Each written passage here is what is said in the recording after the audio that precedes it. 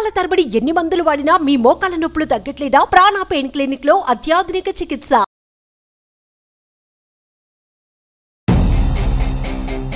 యూఎస్లో అసలు ఏం జరిగింది? నాకు యూఎస్ వీసా 3 times రిజెక్ట్ అయింది, స్టూడెంట్ వీసా. నేను యూఎస్కి వెళ్ళి ఉంటే నాకు అక్కడే నేను జాబ్ చేస్తుండేనేమో, నేను అక్కడే సెటిల్ అవుతుండేనేమో, ఇక్కడ మేకజోమ్ మిల్క్ స్టార్ట్ చేయకపోతుండేనేమో, ఇన్ని అవుట్లెట్స్ పెట్టకపోతుండే. ముకుంద జ్యువెలర్స్ మొట్టమొదటి ఫ్యాక్టరీ అవుట్లెట్ ఇప్పుడు కూకట్పల్లి, కొత్తపేట, సోమాజిగూడ మరియు ఖమ్మంలో.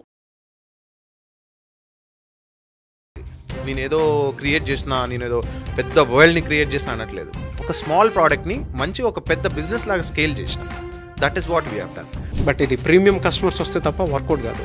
నాకు వన్ ఫైన్ డే ఒక కస్టమర్ కాల్ చేసి, మేము యూఎస్లో స్టోర్ పెడదాం అనుకుంటున్నాము మేకజోమ్ మిల్క్షేక్స్ది అన్నాడు. యూఎస్ వీసా నన్ను వాడు అలోనే చేయట్లేడు, ఇంకా నా స్టోర్ని తీసుకెళ్ళి అక్కడ ఎలా పెట్టగలుగుతా అనుకున్నా. 85 స్టోర్స్ ఓపెన్ చేసేంత క్రెడిబిలిటీని మార్కెట్లో అసలు మీరు ఏ విధంగా సంపాదించారు? మేము మిల్క్ షేక్స్ ఇస్తున్నాం, కాకపోతే బయట దొరికే మార్కెట్లో దొరికే ఇలాంటి మిల్క్ షేక్స్ కాదు మేము ఇచ్చేది. కంప్లీట్గా డిఫరెంట్ ప్రోడక్ట్ ఇస్తున్నాం. అని జనరల్గా చూస్తే ఫ్రాంచైజీలో ఎలాంటి మోసాలు జరుగుతూ ఉంటాయి? వీడు వెళ్ళి ఫ్రాంచైజ్ ఓనర్ వెళ్ళి, అరే ఏంద్రా నాయన నా పరిస్థితి ఏంది అంటే, నేనేం చేయాలి, నేనే shutting the company, you also close your store అంటాడు సింపుల్గా. వేరే వాటితో కంపేర్ చేస్తే నాది చాలా బెటర్ ప్రోడక్ట్ అంటున్నా నేను.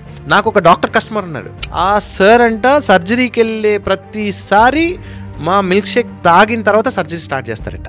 ప్రభాస్ గారు కూడా అప్పుడప్పుడు మా స్టోర్స్కి వచ్చి షేక్స్ తీసుకొని వెళ్తారు అని చెప్పేసి. బ్రాండింగ్ చేసుకోవాలనుకున్నా, మార్కెటింగ్ చేసుకోవాలనుకున్నా ఒక స్ట్రాటజీ అయితే డెఫినెట్గా వాడాల్సినటువంటి అవసరం ఉంటుంది.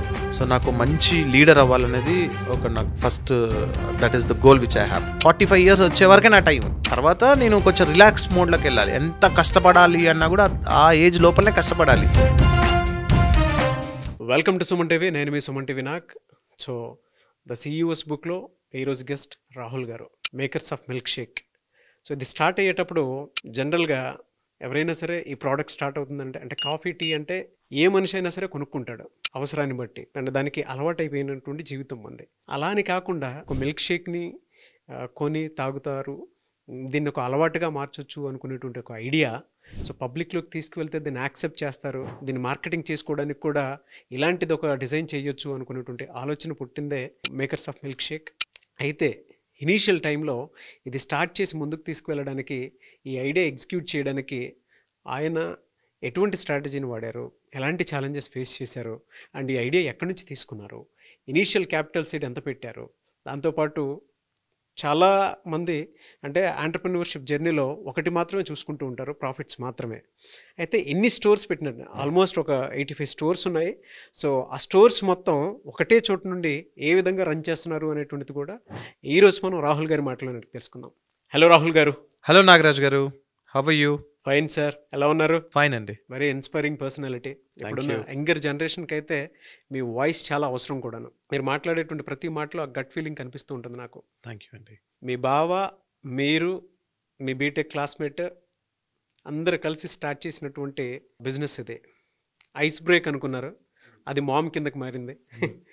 So makers of milk Sheikh journey అసలు ఏ విధంగా స్టార్ట్ అయింది? మీ బావగారు అయితే మీకు మీరు చూసే ప్రాసెస్లోనే 7th క్లాస్లోనే నేను కూడా బిజినెస్ చేస్తే బాగుంటుంది అనుకునేటువంటి ఆలోచన మాత్రం క్రియేట్ చేశారు. బట్ అది ఇంట్లో యాక్సెప్ట్ చేయాలన్నా, లేదంటే మీరు నేర్చుకుని బయటికి రావాలన్నా కూడా కీ ఛాలెంజెస్ అయితే డెఫినెట్గా ఉంటాయి. మనం ఎక్కడి నుంచి తీసుకుందాం అంటే, యూఎస్లో అసలు ఏం జరిగింది? యూఎస్లో కాదండి, బేసిక్గా నేను యూఎస్ వెళ్ళాలనేది నాకు ఒక డ్రీమ్ అండి. ఓకే. ఎందుకు అంటే యాక్చువల్లీ మీరు ఇందాక చెప్పినట్టు మా బావ, నేను 7th క్లాస్ చదివేటప్పుడు మా బావ యూఎస్ నుంచి వచ్చిండ్రు. యూఎస్ నుంచి వచ్చి ఆయన అక్కడ యూఎస్లో వర్క్ చేస్తుంటే అతనికి అక్కడ ఒక కంపెనీ ఉంది. సో ఇండియాలో ఇంకో కొత్త కంపెనీ స్టార్ట్ చేద్దాం అనుకున్నారు. సో మార్నింగ్స్ అంతా ఇక్కడ ఇండియాలో స్టార్ట్ చేద్దామన్న కంపెనీ గురించి వర్క్ చేస్తుండే, నైట్స్ ఏమో ఆల్రెడీ ఎగ్జిస్టింగ్ ఏదైతే యూఎస్ కంపెనీ ఉందో దానికోసం వర్క్ చేస్తుండే. హార్డ్లీ ఫ్యూ అవర్స్ పడుకుంటుండే. కాకపోతే అప్పుడు ఆయన మాకు రియల్ హీరో. ఎందుకంటే మా ఫ్యామిలీలో అందరు everyone use to praise him, is like a hero in our family. So నాకు ఆయన్ని చూసి నేను మా బావలాగా అవ్వాలి అనేది నాకు ఫస్ట్లో అప్పుడు అది వచ్చింది. ఫ్యాక్టర్ కనిపించేది. ఎస్, నాకు అది మా బావలాగా అవ్వాలి అంటే, ఎందుకంటే everyone around us are praising him. So I thought నేను కూడా ఇట్లా చేయాలి, నేను మా బావలాగా అవ్వాలి అనేది అనిపించింది. సో మా బావ ఏం చేస్తున్నాడు, బిజినెస్ చేస్తున్నాడు కాబట్టి నేను కూడా బిజినెస్ చేస్తే ఫ్యూచర్లో సక్సెస్ఫుల్ అవుతాను, నన్ను కూడా ఇట్లా అందరూ మెచ్చుకుంటారేమో అనే థాట్ వచ్చింది. సో అది కరెక్టా రాంగా ఏంటి అనేది అసలు తెలీదు. బట్ ఆ ఏజ్లో 7th క్లాస్లో మనకి ఏం తెలుస్తుందండి. బట్ స్టిల్ ఆ థాటే నన్ను ఇవాళ ఈ పొజిషన్లో కూర్చోబెట్టేలాగా చేసింది. ఓకే. దాని తర్వాత నేను యూఎస్ వీసాకి ట్రై చేశాను. నాకు ఐ హ్యావ్ ఎల్డర్ బ్రదర్, మా అన్నయ్య యూఎస్లో ఉంటారు. సో నేను యూఎస్కి వెళ్ళి బిజినెస్ అంటే బీటెక్ చేసే టైంలో మా ఫ్రెండ్స్ అందరూ, నేను జేఎన్టీ యూనివర్సిటీలో చేశాను బీటెక్. సో ఫ్రెండ్స్ అందరూ జాబ్ ఇంటర్వ్యూస్ కొట్టిండ్రు. సో నాకు కూడా జాబ్ చేయొచ్చు కదా అని చుట్టుపక్కల వాళ్ళు అన్నారు. కానీ నాకు ఫస్ట్ నుంచి యాజ్ ఐ సెడ్ చిన్నప్పటి నుంచి నాకు బిజినెస్ చేయాలనేదే నాకు ఇష్టమైన పని. సో నేను ఎప్పుడు జాబ్ సైడ్ వెళ్ళలేదు. కానీ ఈ మిడిల్ జర్నీ బేసిక్ థాటే లేదు అసలు లేదు, జాబ్ చేయాలని లేదు. కాకపోతే ఏమైంది అంటే నేను బీటెక్ అయిపోయిన తర్వాత పేరెంట్స్తోని నేను మా ఫ్యామిలీ గెట్ టుగెదర్స్ కానీ మా ఫ్యామిలీ ఫంక్షన్స్ కానీ అక్కడికి ఇక్కడికి వెళ్తున్నప్పుడు, ఫ్రెండ్స్ ఫంక్షన్స్కి, మా పేరెంట్స్ వాళ్ళ ఫ్రెండ్స్ ఫంక్షన్స్కి వెళ్తున్నప్పుడు చాలా మంది అందరూ పేరెంట్స్ని అడిగే క్వశ్చనే, మీ వాడు ఏం చేస్తున్నాడు, మా పెద్దోడు యూఎస్లో ఉన్నాడు, చిన్నోడు మొన్ననే బీటెక్ అయిపోయింది, ఏదన్నా బిజినెస్ స్టార్ట్ చేద్దామని అనుకుంటున్నాడు అని చెప్పేవాళ్ళు. సో ఆ మొన్న అయిపోయింది, ఆల్రెడీ 6 నెలలు అయింది కదా, ఆల్రెడీ 7 నెలలు అయింది కదా అని చెప్తే వాళ్ళు కొంచెం హెసిటెంట్గా ఫీల్ అయ్యేవాళ్ళు. నాకు వాళ్ళని అరే వీళ్ళు ఇన్సల్ట్గా ఫీల్ అవుతున్నారేమో అనిపించింది. సో అప్పుడు నేను వెరీ నెక్స్ట్ డే ఒక 3 ఇంటర్వ్యూస్ అటెండ్ అయినా. నాకు 3 ఆఫర్ లెటర్స్ వచ్చినాయి. ఆ 3 ఆఫర్ లెటర్స్ తీసుకెళ్ళి మా పేరెంట్స్ ముందు పెట్టిన. నాకు జాబ్ చేయాలని ఉంటే నేను చేయగలుగుతా, కానీ నాకు జాబ్ చేయాలని ఇంట్రెస్ట్ నాకు రావట్లేదు. సో మీరు ఇబ్బంది పడకండి అంటే మా పేరెంట్స్ నాకు ఒకటే చెప్పిండ్రు, నాన్న మాకు నీ మీద కంప్లీట్ కాన్ఫిడెన్స్ ఉంది, నీకు ఏది కరెక్ట్ అనిపిస్తే అది చేయి, కానీ తప్పుడు మార్గంలోకి పోకు, ఎవరిని నష్టం చేయకు, ఎవరికి అన్యాయం చేయకు అని చెప్పిండ్రు. అంటే మీ పేరెంట్స్ బెస్ట్ ఎగ్జాంపుల్ అని చెప్పాలండి. పిల్లలు ఏదైనా చేస్తాను అని అంటే ఒక్కొక్క హిండరింగ్ అనేది పెట్టేస్తూ ఉంటారు, ఒక అడ్డు అనేది వేసేస్తూ ఉంటారు జనరల్గా. మీ పేరెంట్స్కి మీరు అంటే మీరు కూడా ప్రూవ్ చేసుకున్నారండి అక్కడ చాలా క్లియర్గా 3 ఆఫర్ లెటర్స్. నాకు ఈ ఆఫర్ లెటర్స్ ఉన్నా కూడా నాకు జాబ్ అనేది ఇంట్రెస్ట్ లేదు, నేను బిజినెస్ వైపే వెళ్ళాలనుకుంటున్నాను అనగానే వాళ్ళు క్రియేట్ చేసినటువంటి కాన్ఫిడెన్స్ అద్భుతం అనొచ్చు. థ్యాంక్ యూ అండి. తర్వాత నేను యూఎస్ వీసా ట్రై చేసిన. అప్పుడు ఎందుకంటే నాకు బిజినెస్ ఐడియాస్ రావట్లేదు బేసిక్గా.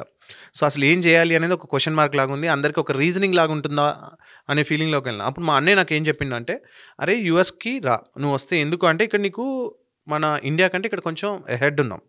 సో అప్పుడు బిఫోర్ ఒక అరౌండ్ 13-14 ఇయర్స్ బ్యాక్ అండి. ఇక్కడికి వచ్చి ఏదో ఒకటి 2010లో 10-11 ఆ టైంలో. సో ఇక్కడికి వస్తే నీకు ఏదో ఒక బిజినెస్ ఐడియా వస్తుంది, ఆ బిజినెస్ ఐడియాని ఇంప్లిమెంట్ చేయడానికి ట్రై చేయని చెప్పి, నీకు నాలెడ్జ్ కూడా గెయిన్ అవుతుంది కదా, ఇక్కడికి వచ్చి ఎంబీఏ చేయని చెప్పిండు. అండ్ డెఫినెట్గా నీకు ఎంబీఏ ఫ్యూచర్ బిజినెస్లో హెల్ప్ఫుల్ అవుద్ది అని చెప్పాడు. కరెక్టే కదా అనిపించి నేను యూఎస్ వీసా 3 times అప్లై చేసిన అండి.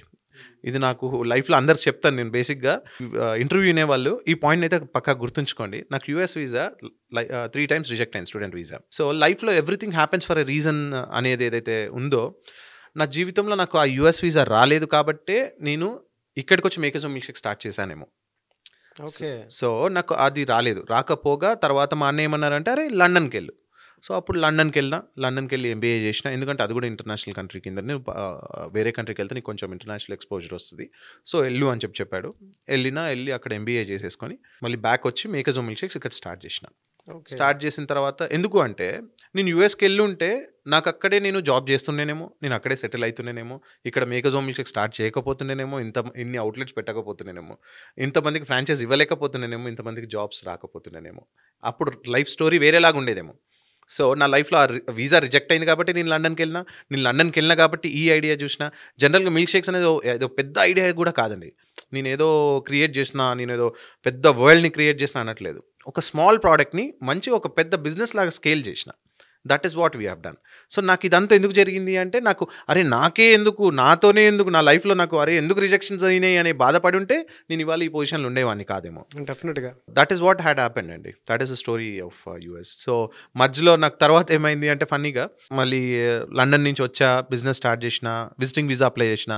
విజిటింగ్ వీసా కూడా రిజెక్ట్ అయింది యూఎస్కి.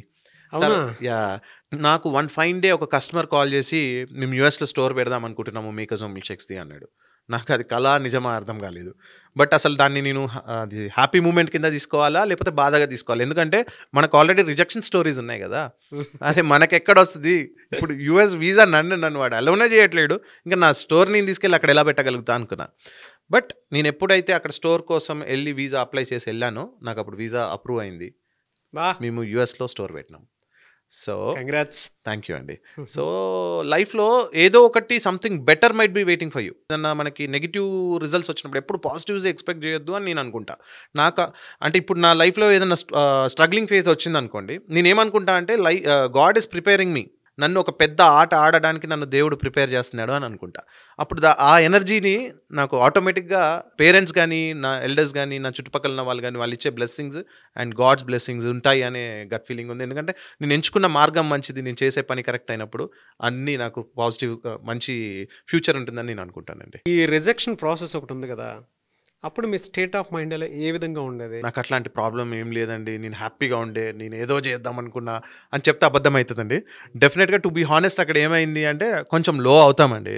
ఏదన్నా మనకి రిజల్ట్ నెగిటివ్ వచ్చినప్పుడు కొంచెం బాధపడతాం. కానీ అప్పుడు ఏమనిపించింది అంటే ఇంకా there is lot of future కదా నాకు.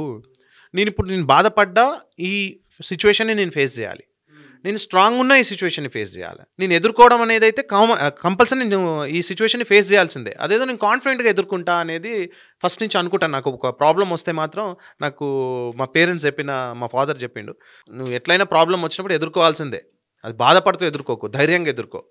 సో అప్పుడు నీకు ఇంకా రెట్టింపు ఉత్సాహంతో వర్క్ చేయగలుగుతావు అని చెప్తాడు.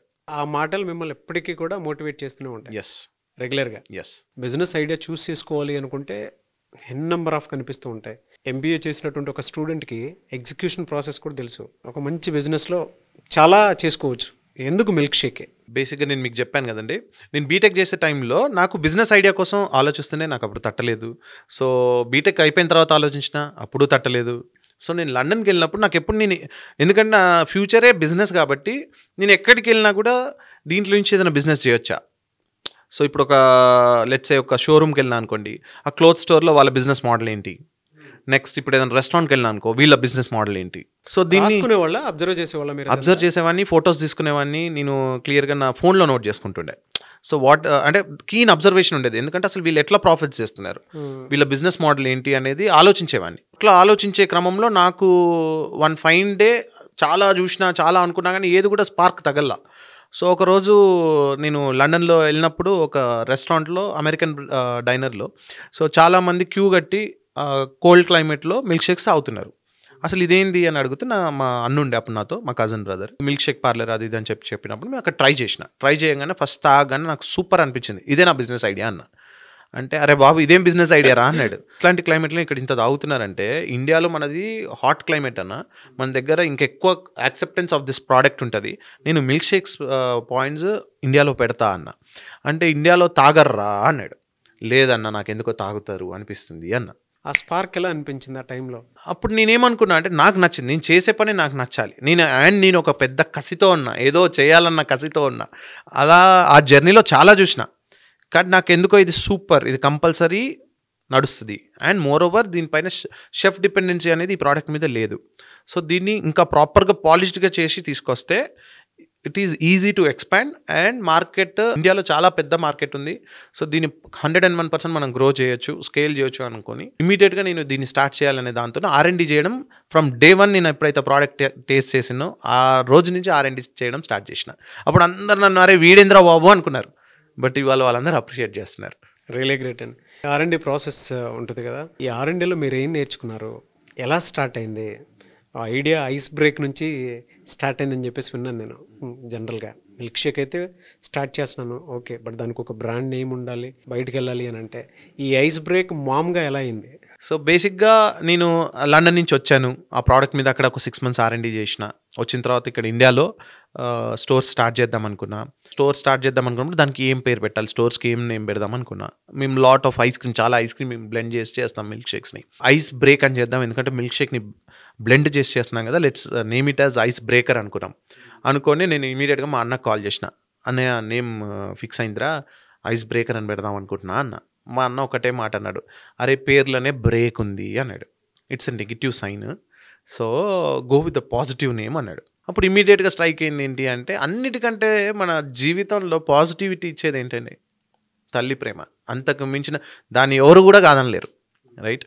సో ప్రతి మనిషికి అమ్మ ప్రేమ is emotion and it's a positive love, pure love. Brand పేరు నేను మామ్ అని ఎందుకు పెట్టొద్దు అనుకున్నా, అండ్ ఇంకోటి ఎంతో స్టార్ట్ అయిన బ్రాండ్స్ అని అప్పుడు ఇంత నాలెడ్జ్ లేదండి.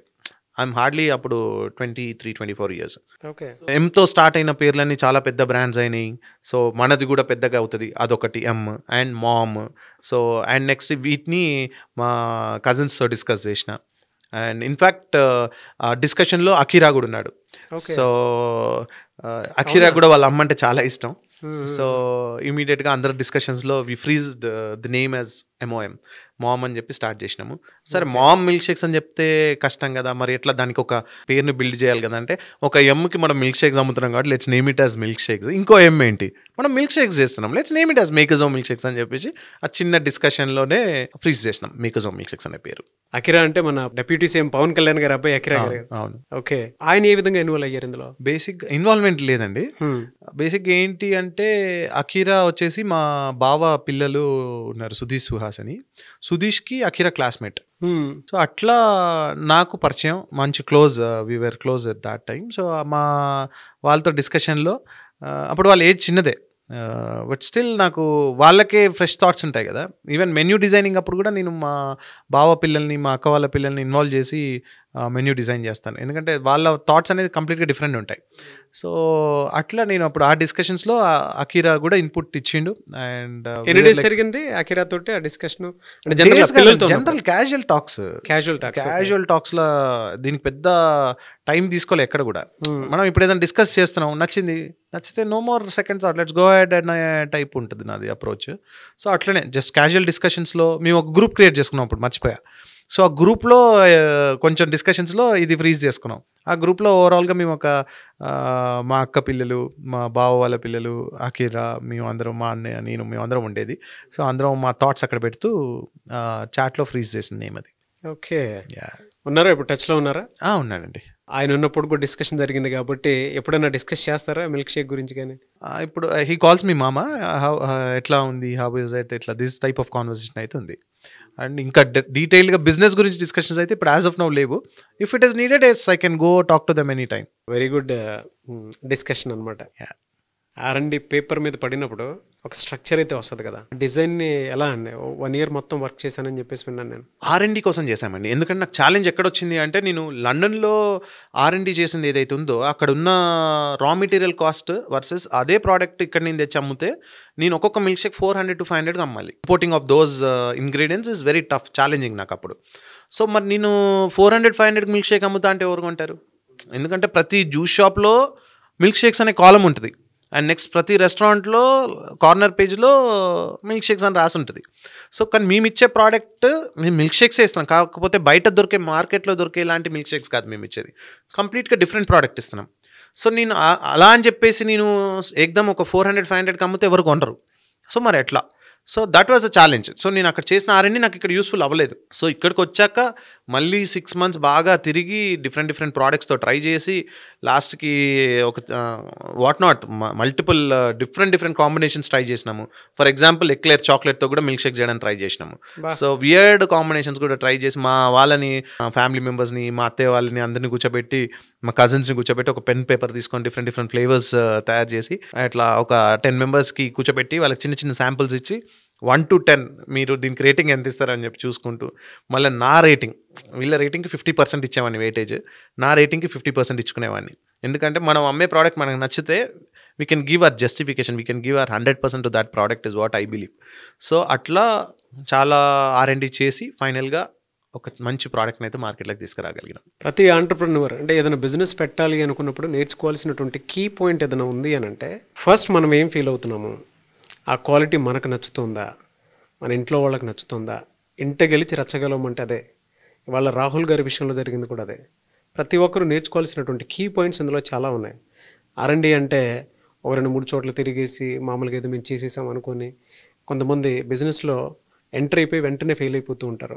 మీరు నేర్చుకోవాల్సినటువంటి పాఠాలు ఏదైనా ఉన్నాయి అని అంటే, ఇవాళ రాహుల్ గారు చెప్పినటువంటి ఒక విషయం, నేను అక్కడక్కడ చదువుకున్నవి డిఫరెంట్ ఫ్లేవర్స్, ఈవెన్ చాక్లెట్స్ తోటి కూడా నేను ట్రై చేసిన తర్వాత ఇది కాదు, ఇలా ఉంటే బాగుంటుంది, అలా ఉంటే బాగుంటుంది అనుకునేటువంటి విషయాన్ని కూడా గమనించే నేను ఇటువైపు వచ్చాను అనేటువంటి విషయాన్ని చెప్పారు. అంటే ఒక క్వాలిటీ ఎలా బిల్డ్ అవుతుంది అని అంటే మన ఇంట్లో నుంచే స్టార్ట్ అవ్వాలి. సో దాన్ని ఆయన పట్టుకున్నారు కాబట్టి ఇవాళ సక్సెస్ఫుల్ బిజినెస్ మ్యాన్గా మీ ముందుకు వచ్చారు. అయితే జనరల్గా ఉంటుందంటే ఆంటర్ప్రినర్ ఎవరైనా సరే మీకులానే థింక్ చేస్తేనే ఆ మోడల్ వర్కౌట్ అవుతుంది అనుకునేటువంటి ఆలోచనతో వస్తారు చాలామంది. ఫస్ట్ మీ స్టోర్ ఎక్కడ స్టార్ట్ అయింది, ఏ విధంగా స్టార్ట్ అయింది, అండ్ మీ సీడ్ క్యాపిటల్ ఎంత స్టార్ట్ చేసేటప్పుడు?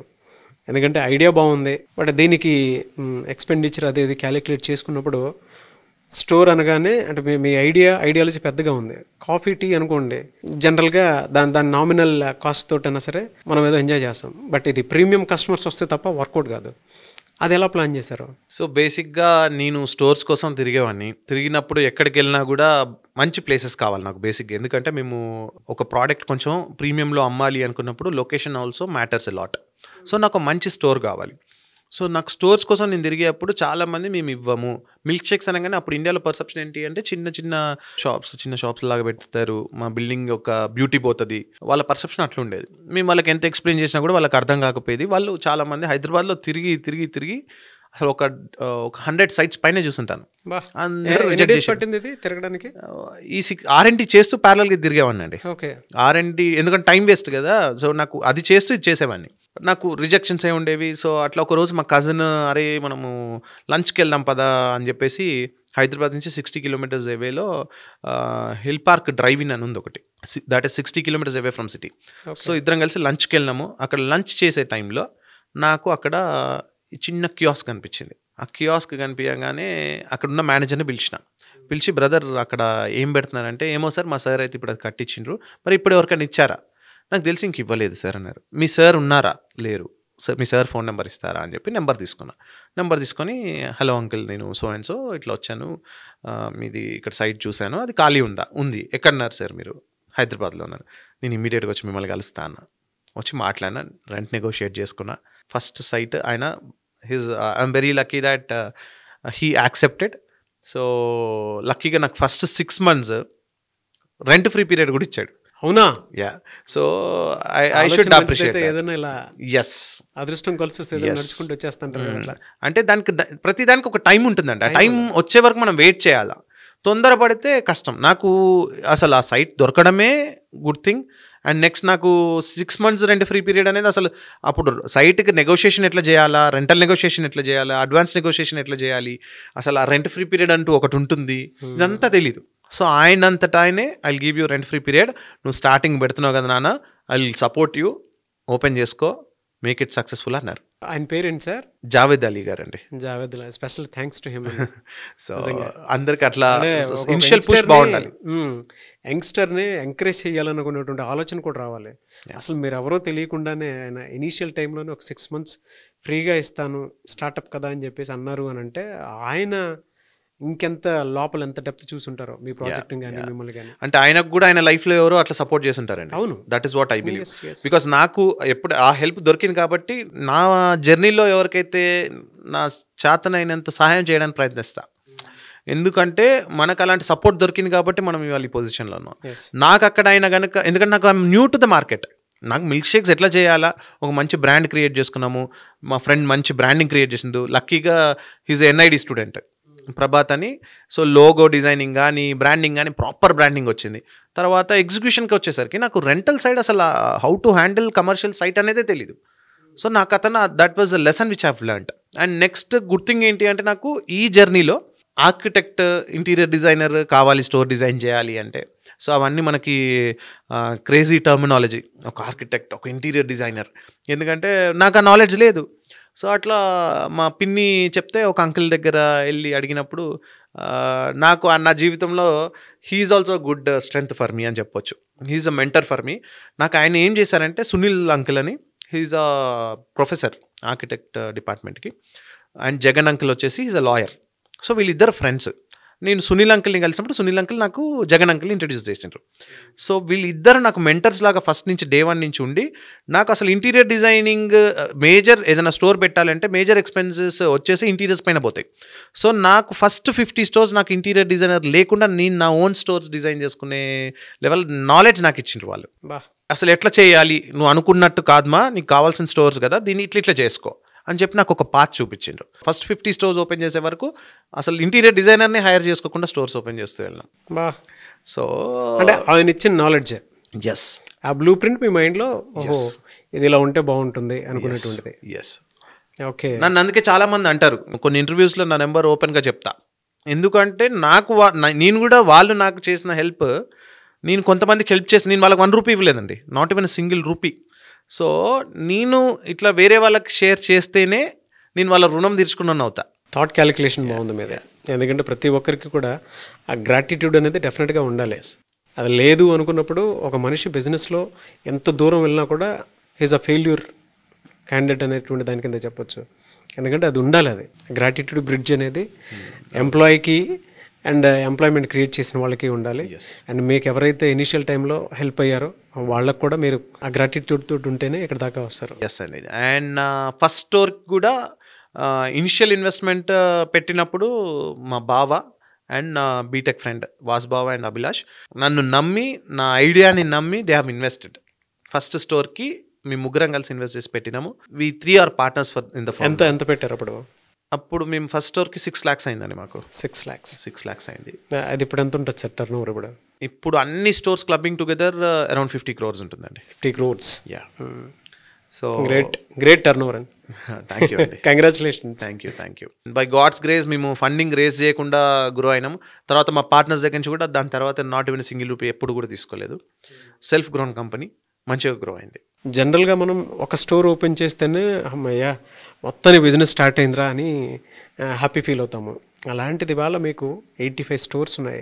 ఏ విధంగా అనిపిస్తుంది? అండ్ ఇంకొకటి ఏంటంటే 85 stores ఓపెన్ చేసేంత క్రెడిబిలిటీని మార్కెట్లో అసలు మీరు ఏ విధంగా సంపాదించారు? బేసిక్గా నేను మేకజోమ్ milk shakes business model create చేసేటప్పుడు నా మైండ్లో ఏముండేది అంటే, నేను బీటెక్ చేసిన తర్వాత నాకు బిజినెస్ ఐడియా రాలేదన్నాను కదా.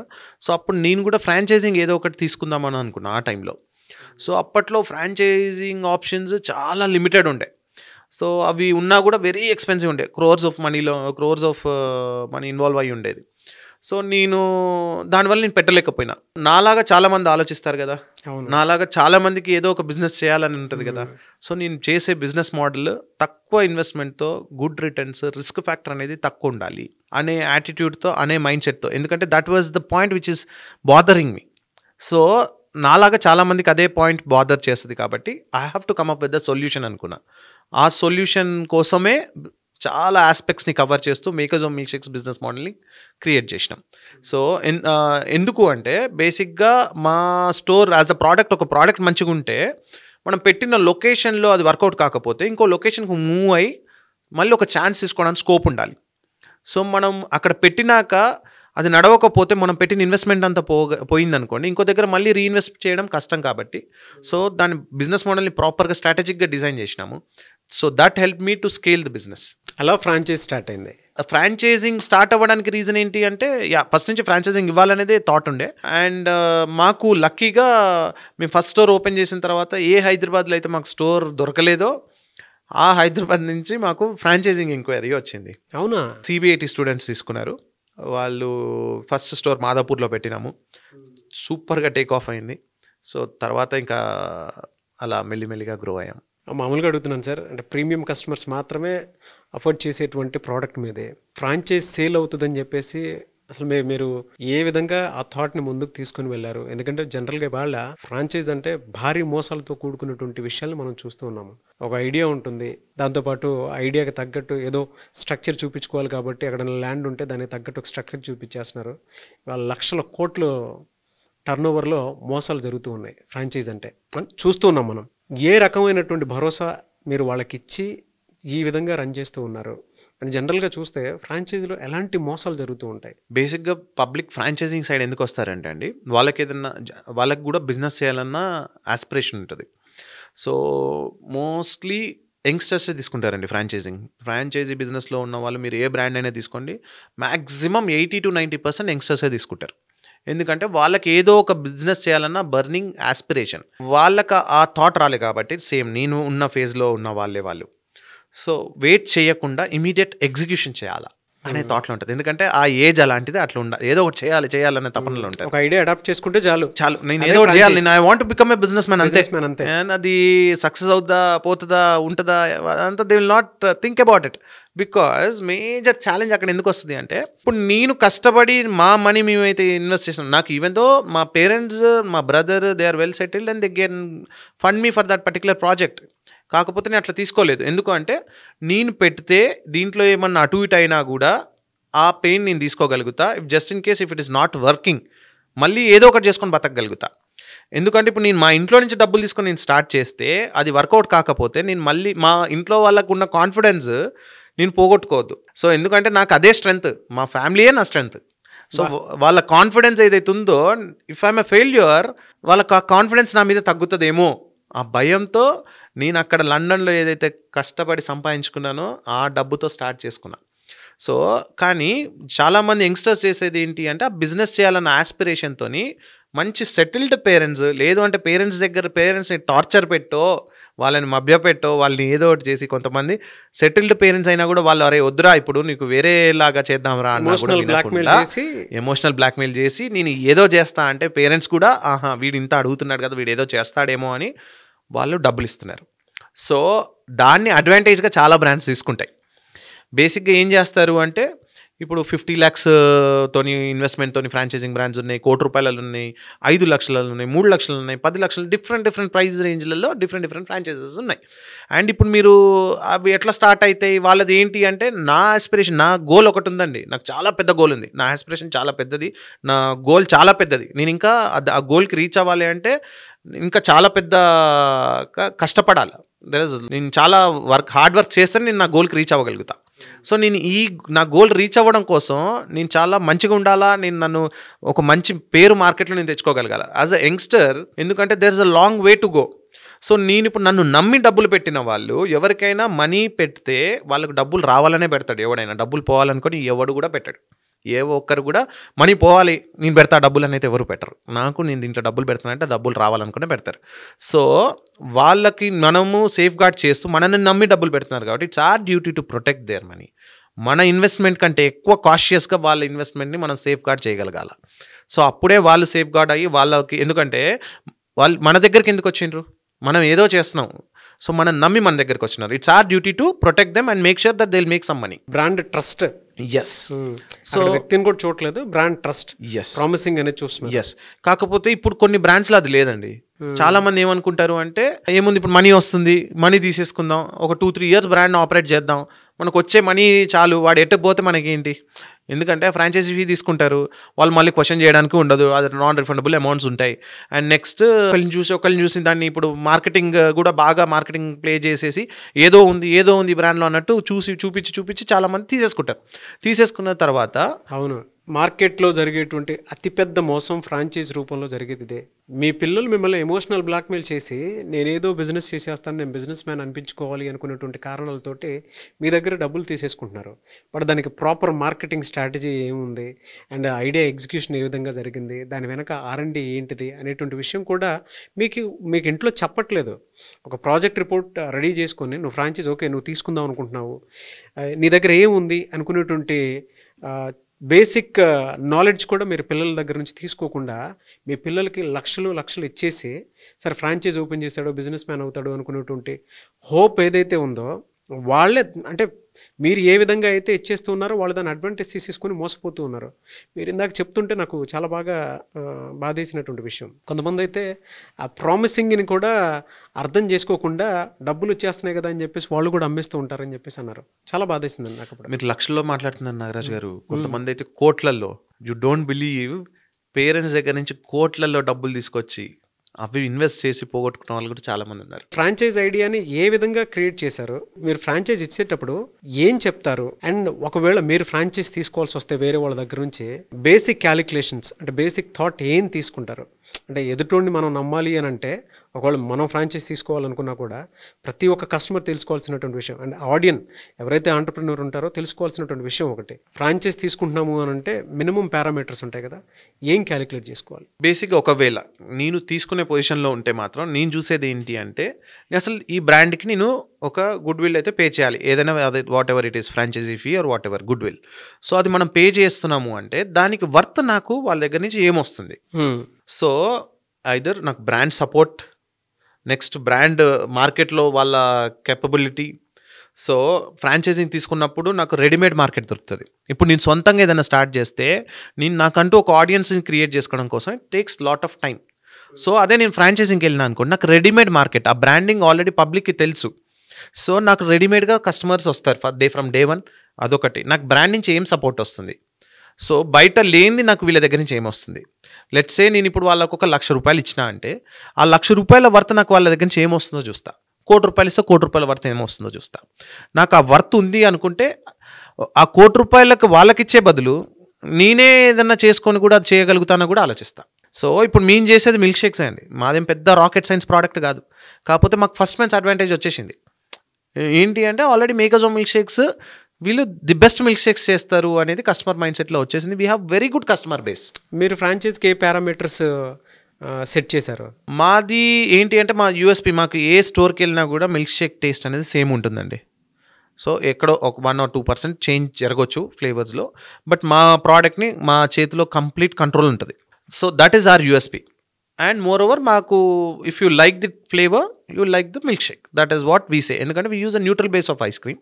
దాంట్లో మీరు ఇప్పుడు మీరు చూస్ చేసుకున్న ఫ్లేవర్, మీరు ఒక ఫ్లేవర్ని ఫర్ ఎగ్జాంపుల్ మీరు ఒక బ్రౌనీ మిల్క్ షేక్ చూస్ చేసుకున్నారు. మీకు బ్రౌనీ అంటే ఇష్టం ఉంటేనే మీరు బ్రౌనీ మిల్క్ షేక్ చూస్ చేసుకుంటారు. సో మీరు మా మిల్క్ షేక్ తాగేటప్పుడు మీరు you can feel that in every sip of your milk shake. That is our USP. So నాకు అండ్ దట్ టు మా కన్సిస్టెన్సీ ఆఫ్ టేస్ట్ అనేది మాకు అన్ని బ్రాంచెస్లో సేమ్ ఉంది. అండ్ మాకంటూ లాయల్ కస్టమర్స్ చాలామంది ఉన్నారు. అండ్ నాకు ఇన్ని ఇయర్స్ ఎక్స్పీరియన్స్లో కస్టమర్ మైండ్ సెట్ ఏంటి, కస్టమర్ ట్రెండ్స్ అనేది అది ఎప్పటికప్పుడు చేంజ్ అవుతూనే ఉంటుందండి. ఫర్ ఎగ్జాంపుల్ నాకు ఒక 3 years బ్యాక్ ఉన్న కస్టమర్ బేస్ అనేది ఇప్పుడు లేదు, ఇప్పుడు మారిపోయి ఉంటుంది. సో నేను బ్రాండ్ స్టార్ట్ చేసినప్పుడు, నేను 11 years బ్యాక్ బ్రాండ్ స్టార్ట్ చేసినప్పుడు 2nd class 3rd class చదివే వాళ్ళు ఇప్పుడు ఇంటర్మీడియట్కి వచ్చేసి ఉంటారు. సో ఇప్పుడు నేను వాళ్ళ టేస్ట్ బడ్స్ తగ్గట్టు కూడా నేను ప్రోడక్ట్ని కస్టమైజ్ చేస్తుండాలి. సో మేము keep on do R&D. Milk షేకే చేస్తున్నాడు కదా నేను కూడా స్టార్ట్ చేస్తాను, చాలామంది స్టార్ట్ చేస్తారు పక్కెళ్ళి. కాకపోతే వాళ్ళకి మాకు డిఫరెన్స్ ఏంటి అంటే మేము ఒక 3-4 years మార్కెట్ని ముందే స్టడీ చేసుకుంటూ R&D చేస్తూ ఎప్పుడు మార్కెట్కి ఏది కావాలో దాన్ని ట్వీక్ చేస్తూ ముందుకు వెళ్తుంటాం. That is what we do and that is what is helping us to survive in market. Franchise ఇచ్చేటప్పుడు లొకేషన్ ఏ విధంగా ఇస్తారండి? అంటే ఎలా క్యాలిక్యులేట్ చేస్తారు? ఏరియా ఎలా ఉండాలి అండ్ లొకేషన్లో సరౌండింగ్లో ఏమున్నాయి ఏంటి, అది ఎలా క్యాలిక్యులేట్ చేసి వాళ్ళకి ఇస్తారు మీరు? అది మా బిజినెస్ సీక్రెట్ అండి. బట్ నేను దాని సింప్లిఫికేషన్లో చెప్తాను. ఎవరైనా ఏదైనా బిజినెస్ చేయాలి అనుకుంటే వాళ్ళు ఏ పారామీటర్స్తో చేయాలి అంటే, లెట్స్ సే ఇప్పుడు నేను ఒక మిల్క్ షేక్, నా మిల్క్ షేక్ స్టార్టింగ్ ప్రైస్ ₹160 అండి. సో నేను ఇప్పుడు వెళ్ళి నాకు ఆ పొటెన్షియల్ కస్టమర్ క్రౌడ్ ఎక్కడున్నారు అనేది చూసుకోవాలి. నేను ఏ ఏరియాలో పెడితే నా ప్రోడక్ట్ సేల్ అవుతుంది, దాన్ని డిగ్రేడ్ చేయట్లేదు, ఏరియాస్ని డిగ్రేడ్ చేయట్లేదు, బట్ మా అసెస్మెంట్ అట్లుంటుంది. సో ఈ స్పెండింగ్ పొటెన్షియాలిటీ ఈ ఏరియాలో ఉందా లేదా, ఆ ఏరియాలో ఉంటూ మళ్ళీ ఎందుకంటే నేను రోజుకు ఒక 10 మిల్క్ షేక్స్ అమ్మితే మేము స్టోర్ ఆపరేట్ చేయలేము. సో మనకు నెంబర్ ఆఫ్ గ్లాసెస్ మినిమం ఒక 100 glasses అమ్మగలుగుతామా ఈ పర్టికులర్ లొకేషన్లో. సో అంత పాపులేషన్ ఉందా, అండ్ నెక్స్ట్ ఆల్రెడీ ఇంకేమేమి ఉన్నాయి, వాటి ఏం నడుస్తున్నాయి, ఇంతకుముందు ఎవరైనా మనలాంటి బిజినెస్ పెట్టి తీసేస్తే వాట్ ఈస్ ద రీజన్, పెట్టి ఆపరేట్ చేస్తున్నారా, if they are operating what is their business, and వాళ్ళు ఏదైనా మిస్టేక్ చేస్తున్నారా, మనం దాన్ని ఇంకా ఏం చేయొచ్చు, బెటర్మెంట్ కోసం ఏమేం చేయొచ్చు, ఇవన్నీ క్యాలిక్యులేట్ చేస్తాము. అండ్ నేను పక్కా ప్రతి ఒక్క స్టోర్ ఓకే చేసేటప్పుడు నేను 100% నేను సైట్ విజిట్కి వెళ్ళి నేను చూసి ఓకే అన్నాకనే ఇస్తా. నాకు నచ్చితేనే సైట్ ఇస్తా, లేకపోతే ఇవ్వను, నేను యాక్సెప్ట్ చేయను. ఎందుకంటే వాళ్ళు తీసుకునే వాళ్ళు ఇచ్చేస్తే మనకు మనీ వస్తుంది కదా అని ఆలోచిస్తారు. నేను అట్లా ఆలోచించను. ఎందుకంటే వాళ్ళు ఇస్తారు, మనీ ఇస్తారు, కానీ పెట్టి తీసేసింది అనుకోండి, వాళ్ళు ఇచ్చిన మనీకి నేను ఇంకొక 10-20x నేను మార్కెటింగ్ పైన స్పెండ్ చేయాలి. అక్కడ ఎంత నెగిటివిటీ వస్తుంది బ్రాండ్కి. సో ఇలా జాగ్రత్త పడ్డా కూడా out of every 25-30 1 or 2 stores మేము రాంగ్ డెసిషన్స్ తీసుకుంటూ ఉంటాం. అది అవుతూ ఉంటుంది. బికాజ్ ఐఎమ్ నాట్ గాడ్, నేనేం దేవుని కానీ పెట్టిన ప్రతి లొకేషన్లో నడవాలి అని. సో ఆ అసెస్మెంట్ అప్పుడప్పుడు మిస్టేక్ అవ్వచ్చు. జనరల్గా ఇప్పటికీ ఫ్రాంచైజ్లో మోసపోయినటువంటి వాళ్ళు చాలామంది ఉంటారు. అవును. వాళ్ళు తెలుసుకోవాల్సినటువంటి కీలక విషయాలు ఏంటి సార్ అసలు ఇప్పటికంటే? కొత్తగా తీసుకున్నటువంటి వాళ్ళు కూడా ఉంటారు కాబట్టి అడుగుతున్నాను. బేసిక్గా ఏంటంటే అండి, ఫ్రాంచైజింగ్ తీసుకున్నప్పుడు ప్రోడక్ట్ డిపెండెన్సీ ఉండాలి బ్రాండ్ మీద. అండ్ నెక్స్ట్ వాళ్ళు స్ట్రాంగ్ బ్రాండా కాదా, బ్రాండ్ ప్రమోటర్ అంటే ఎవరైతే ఆపరేట్ చేస్తున్నారో వాళ్ళు ఎంత సీరియస్గా ఉన్నారు బ్రాండ్ పైన. అండ్ నెక్స్ట్ చాలామంది జీరో రాయల్టీ అంటారు. జీరో రాయల్టీ బ్రాండ్స్ని నేను అబ్జర్వ్ చేసింది ఏంటి అంటే, బ్రాండ్ అనేది కంటిన్యూస్ సపోర్ట్ ఇవ్వాలండి. కంటిన్యూస్ సపోర్ట్ ఇవ్వాలి అంటే ఇనిషియల్గా ఇచ్చిన అమౌంట్ ఏదైతే ఉంటుందో ఆ అమౌంట్ అంతా ఏదో ఒక ఇన్వెస్ట్మెంట్సో లేకపోతే దేంట్లోనో వెళ్ళిపోతాయి. ఖర్చులకో దేనికో వెళ్ళిపోతాయి. తర్వాత బ్రాండ్ని ఆపరేట్ చేయాలి అంటే ఇప్పుడు ఇవాళ 10 స్టోర్స్ ఉన్నాయంటే 1 or 2 ఎంప్లాయీస్తో ఆపరేట్ చేయొచ్చు. 50 అయినాయి అనుకోండి, ఒక 20 మెంబర్స్ కావాలి. 100 అయినాయి అనుకోండి, ఒక 40-50 మెంబర్స్ ఎంప్లాయీస్ కావాలి. వీళ్ళకి నెల జీతం ఇవ్వాలి, నేను బెటర్ సర్వీసెస్ ఇవ్వాలి, నేను R&D పైన స్పెండ్ చేయాలి. ఇవన్నీ చేయాలి అంటే నాకు మనీ కావాలి యాజ్ అ బ్రాండ్ ఓనర్. నాకు ఎక్కడి నుంచి వస్తుంది ఇది? If I'm taking royalty as a good will, that royalty will cover all my expenses. As the number of stores increases, నాకు royalty అనేది ఇంక్రీజ్ అవుతుంది. నేను betterment of services, betterment on R&D and all these things నేను చేయగలుగుతా. So and then I can give better service to the whoever has taken the franchisee. So కానీ ఇప్పుడు ఉన్న దీంట్లో మిస్టేక్ ఏంటి అంటే ఇనిషియల్గా మనీ తీసుకుంటారు, పెట్టేసుకున్న తర్వాత బ్రాండ్ నుంచి సపోర్ట్ ఉండదు. తర్వాత బ్రాండ్ కూడా మంచి ఇప్పుడు ఈజీ అండి, it is very easy to build a brand. It is and ఏదో సినిమా స్టోరీ చూపించేసి అది ఇది అని ఏదో ర్యాండమ్ నెంబర్స్ చెప్పేసి అమ్మేసి ఆ డబ్బులు తీసుకొని తర్వాత బ్రాండ్స్ బోర్డులు తిప్పేసి క్లోజ్ చేసుకున్నవి చాలా ఉన్నాయి. వీడు వెళ్ళి ఫ్రాంచైజ్ ఓనర్ వెళ్ళి అరే ఏంద్రా నాయన నా పరిస్థితి ఏంది అంటే నేనేం చేయాలి, నేనే I'm shutting the company, you also close your store అంటాడు సింపుల్గా. ఇక్కడ ఏంటి అంటే brand owner will make money, the guy who has invested on the store will lose the money. వాడికి ఆ బర్నింగ్ ఆస్పిరేషన్ ఏదైతుందో వాడు ఏదో బిజినెస్ చేద్దామని వస్తాడు, ఇంకా నాకు బిజినెస్ వద్దురా బాబు నేను నష్టపోయినా అనుకుంటాడు. ఆ అప్పు తీర్చిన ఫర్ ఎగ్జాంపుల్ నా దగ్గర ఇంతకుముందు ఒక డ్రైవర్ వర్క్ చేస్తుండే అండి, అతనికి కూడా ఏదో ఆ బిజినెస్ ఆస్పిరేషన్తో నా దగ్గర రాకముందు ఒక చిన్న ఒక 5 lakhs ఇన్వెస్ట్మెంట్తోని అతను వాళ్ళ ఫ్రెండ్స్ ఇద్దరు కలిసి 2.5 లక్షలు కలిపి 5 లక్షలు పెట్టి ఒక స్టోర్ని పెట్టిండ్రు. I don't want to mention that brand name. సరే, ఎందుకంటే బోత్ సైడ్స్ మిస్టేక్స్ కూడా ఉండొచ్చు. కొన్నిసార్లు బ్రాండ్ సైడ్ మిస్టేక్ ఉంటుంది, కొన్నిసార్లు పెట్టే వాళ్ళలో కూడా మిస్టేక్ ఉండొచ్చు. సో వీళ్ళు పెట్టేసి ఆ స్టోర్ క్లోజ్ అయిపోయింది వితిన్ 6 months. తర్వాత ఎందుకు అంటే అసలు బ్రాండ్ నుంచి అసలు ఏమో అనుకొని తీసుకున్నాం, అసలు సపోర్ట్ లేదు, ఏం లేదు, అసలు దీన్ని మేము తీసుకుందన్నట్టు మాట్లాడినారు. సరే మరి ఏంట్రా బాబు నీ పరిస్థితి? సార్ ఇప్పుడు నేను అప్పుడు 15,000 శాలరీ ఇస్తుండే, ఈ జీతంతో నా అప్పు తీర్చుకోవాలి అంటుండే. వాడు అప్పు తీర్చడం కోసం వాడికి వచ్చే సగం జీతం అప్పుకి ఇంట్రెస్ట్లు కట్టడానికి వాటికే వెళ్ళేది. సో అట్లా చాలామంది నష్టపోతున్నారు. అండ్ వాడికి ఒకవేళ అది సక్సెస్ అయ్యి ఉంటే వాడు ఇంకో 2-3 షాపులు పెట్టుకునేవాడేమో. ఏది బిజినెస్ చేయాలనే ఆస్పిరేషన్ అనేది అక్కడితో కిల్ అయిపోయింది అంతే. అట్లా చాలామంది నష్టపోతున్నారండి. ఇట్ షుడెంట్ హ్యాపెన్ బికాజ్ ఇప్పుడు మనం ఎంప్లాయ్మెంట్ అనుకుంటున్నాం. సొంతంగా ఎంప్లాయ్మెంట్ క్రియేట్ చేసుకోగలిగితే ఎక్కువ మంది business people entrepreneur side journey చేసుకుంటే సెల్ఫ్గా వాళ్ళు బిల్డ్ అవ్వగలిగితే ఇండియా అనేది బాగా గ్రో అవుతుంది. So sky is the limit ఒకవేళ సక్సెస్ అనేది వాళ్ళకి వస్తే. కాకపోతే అందుకే నేనేం చెప్తానంటే ఎవరైనా ఏదైనా బిజినెస్ పెట్టేటప్పుడు రిస్క్ మేనేజ్మెంట్ అనేది చేయాలి. మ్యాక్సిమం వర్స్ట్ జరిగితే ఏం జరుగుతుంది, ఈ వర్స్ట్ని నేను ఎట్లా హ్యాండిల్ చేయగలుగుతా అని కాన్ఫిడెన్స్ వాళ్ళకుంటే మాత్రం చేయాలి. మనకి తలకి మించిన భారంగా ఉంటుంది ఏదైనా. ఎందుకు అంటే ఎవడైనా కూడా వాడి ప్రోడక్ట్ వాడికే కరెక్ట్ అనుకుంటాడు, వాడి బిజినెస్ ఐడియా సూపర్ బిజినెస్ ఐడియానే అనుకుంటాడు, వాడే హీరో అనుకుంటాడు. కానీ పెట్టిన తర్వాత రియల్ వరల్డ్లో చాలా డిఫరెంట్గా ఉంటుంది. సో కాకపోతే బిఫోర్ స్టార్టింగ్ ఎనీథింగ్ దాన్ని ప్రాపర్గా అసెస్ చేసుకోవాలా. If worst comes to your way దాన్ని కూడా ఫేస్ చేయగలుగుతాము, దాన్ని ఎట్లా రిస్క్ మేనేజ్మెంట్ చేయగలుగుతాం అనుకుంటే మాత్రం ఎగ్జిక్యూట్ చేయండి. బిజినెస్ వరల్డ్ అనేది చాలా వండర్ఫుల్గా ఉంటుంది సక్సెస్ సైడ్ వెళ్తే. కోవిడ్ అనేది ఏ బిజినెస్కి అయినా సరే అతిపెద్ద ఛాలెంజ్. కొన్నిసార్లు అంటే ఫిజికల్ స్టోర్స్ ఉన్నాయి కూడా వెంటనే ఆన్లైన్లోకి వచ్చేసినటువంటి పరిస్థితి కూడా చూస్తాం మనం. బిజినెస్ అంతా ఆన్లైన్లోకి వచ్చేసింది.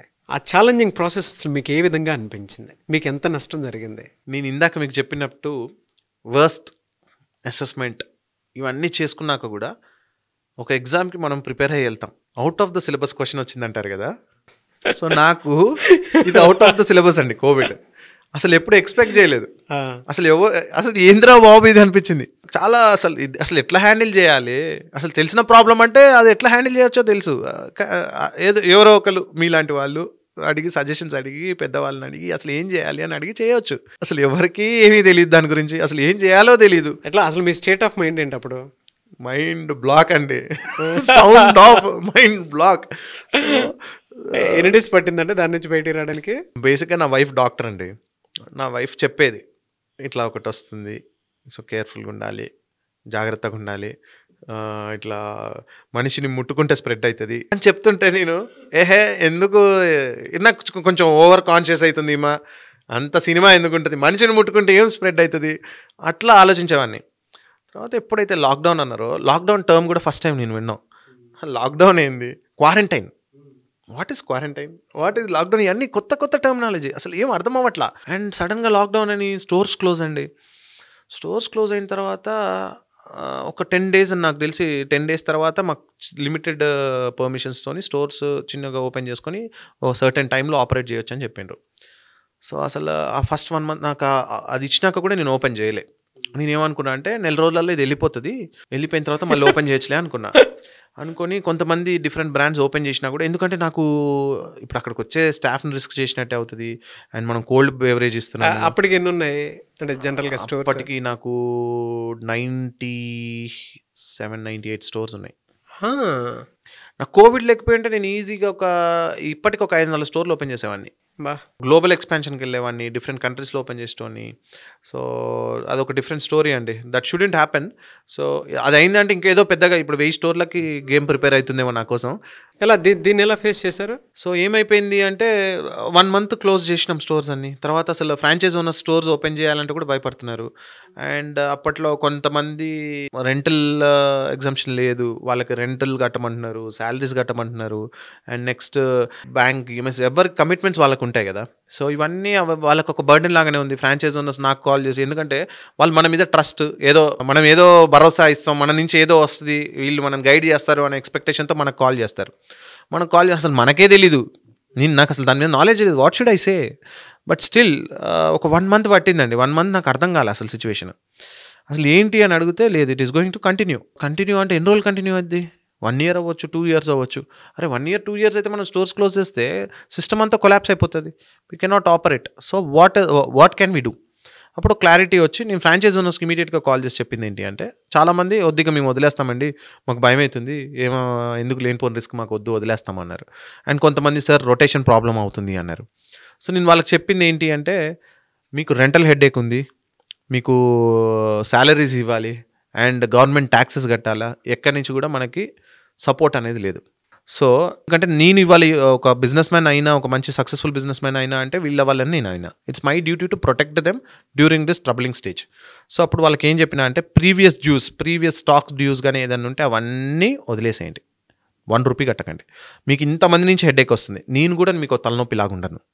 ఫస్ట్ స్టోర్స్ ఓపెన్ చేయండి, క్యాష్ అండ్ క్యారీ చేయండి, పాత పెండింగ్ డ్యూస్ ఏవైతే ఉన్నాయో తర్వాత మీకు ఎప్పుడైతే కాన్ఫిడెన్స్ వస్తుందో మీరు ఇవ్వగలిగినప్పుడే ఇవ్వండి అని చెప్పి వాళ్ళతో స్టోర్స్ ఓపెన్ చేయించిన.